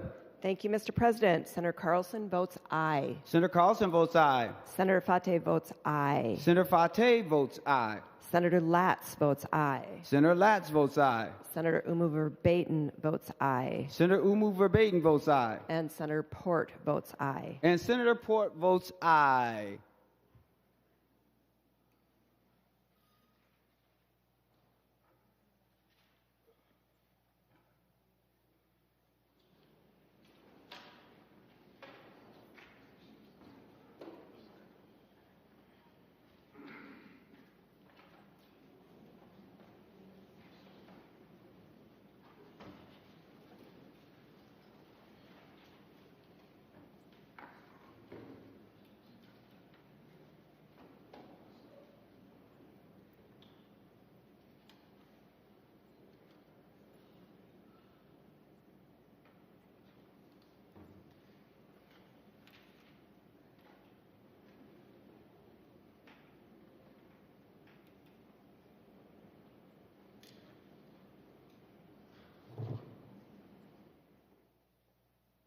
Senator Jasinski, anyone voting under or pursuant to Rule 40.7?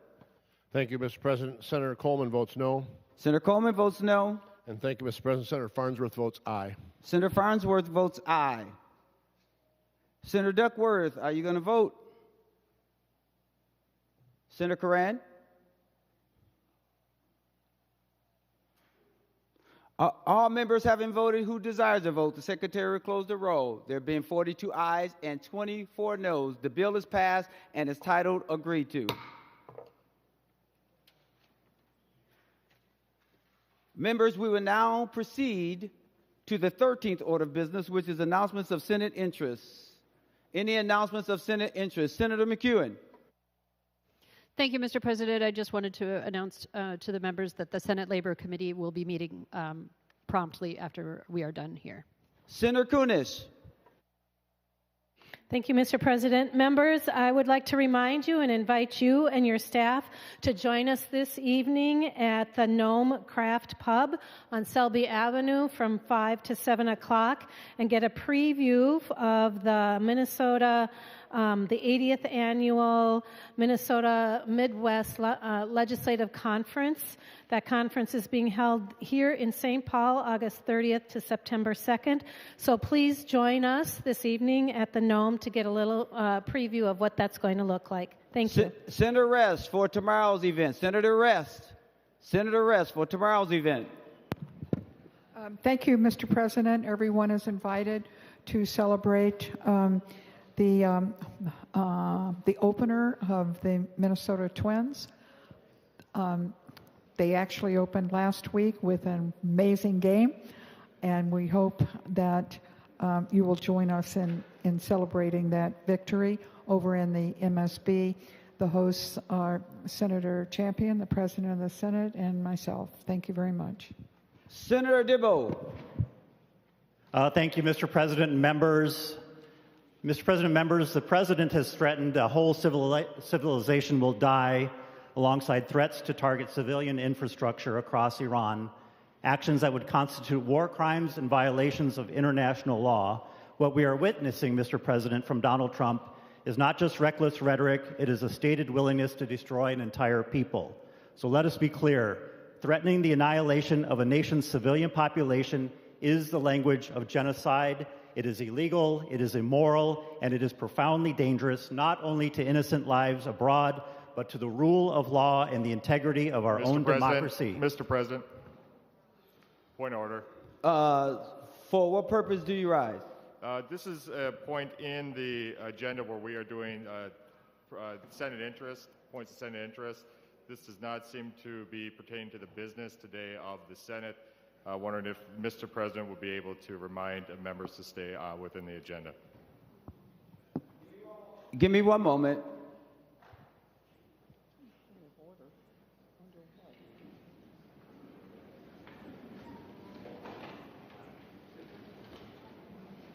Members, I just wanted to make sure I was conferring with the Secretary. It is true that under 13th order of business, it's announcements of Senate interest just around Senate business. So I know that sometimes we have sometimes gone afoot of that, but that is correct. So, Senator Dibble. Well, Mr. President, I will just say that I think history is watching. So are the people who are sworn to serve. I think they'll be very interested in understanding that the leader of the other party tried to stop discussion on the day that the President of the United States has called for the genocide of an entire country. Members, we're on the 13th order of business, and just so that we're clear, you all, there seem to be a couple things that's going on today that I just want to be very forthright about. Number one, it is true that we sometimes have people who stand, and even if we're talking about motions, they seem to go outside of the bounds of motions. Please adhere to rule, I believe it's section 101, where it says that whatever you're discussing has to narrowly be around what is before the body. I know that people have interpretations because they have very creative ideas as to how to make everything apply, but I ask that you will be thoughtful about that. So that would be very helpful. And then also under the 13th order of business, let's keep it right where it is. Senator Westrom. Mr. President, would Senator Dibble yield for a question? Senator Dibble, will you yield for a question? Mr. President, he says yes.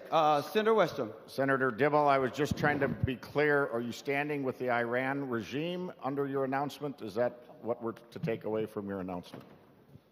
I want us to be careful because, again, this goes to the very issue of what we should be talking about versus what we should not. But since you asked him a question, I will allow him to respond. Thank you, Senator Mr. Dibble. President. Mr. President, no president who openly contemplates such acts as genocide of an entire country is fit to command our armed forces. So I call on Congress and on members of the Cabinet to uphold their constitutional duty to act immediately through the legal means they have available to remove this president from power before irreversible harm is done. Thank you, Mr. President. Senator Westrom. Mr. President, thank you. I'll take that as a yes. Senator Weissenberg. Thank you, Mr. President. So today is April 7th, and this does pertain to Senate business, hopefully this year. It's International Beaver Day today. So I'm hoping that today we can actually get the law to, not today, but this year, we can actually make it legal to eat nuisance beavers, because there are people in my district that's literally how they feed their families, and in Minnesota now, they can't legally do that. Thank you, Mr. President. Any other announcements of Senate interest before we go to Senator Murphy? Any other announcements of Senate interest? Seeing none, Senator Murphy. Mr. President, I move that the Senate do now adjourn until Thursday, April 9th at 11. On that motion, all in favor say aye. All that opposed say no. The motion prevails. The Senate is now adjourned. Senator Johnson.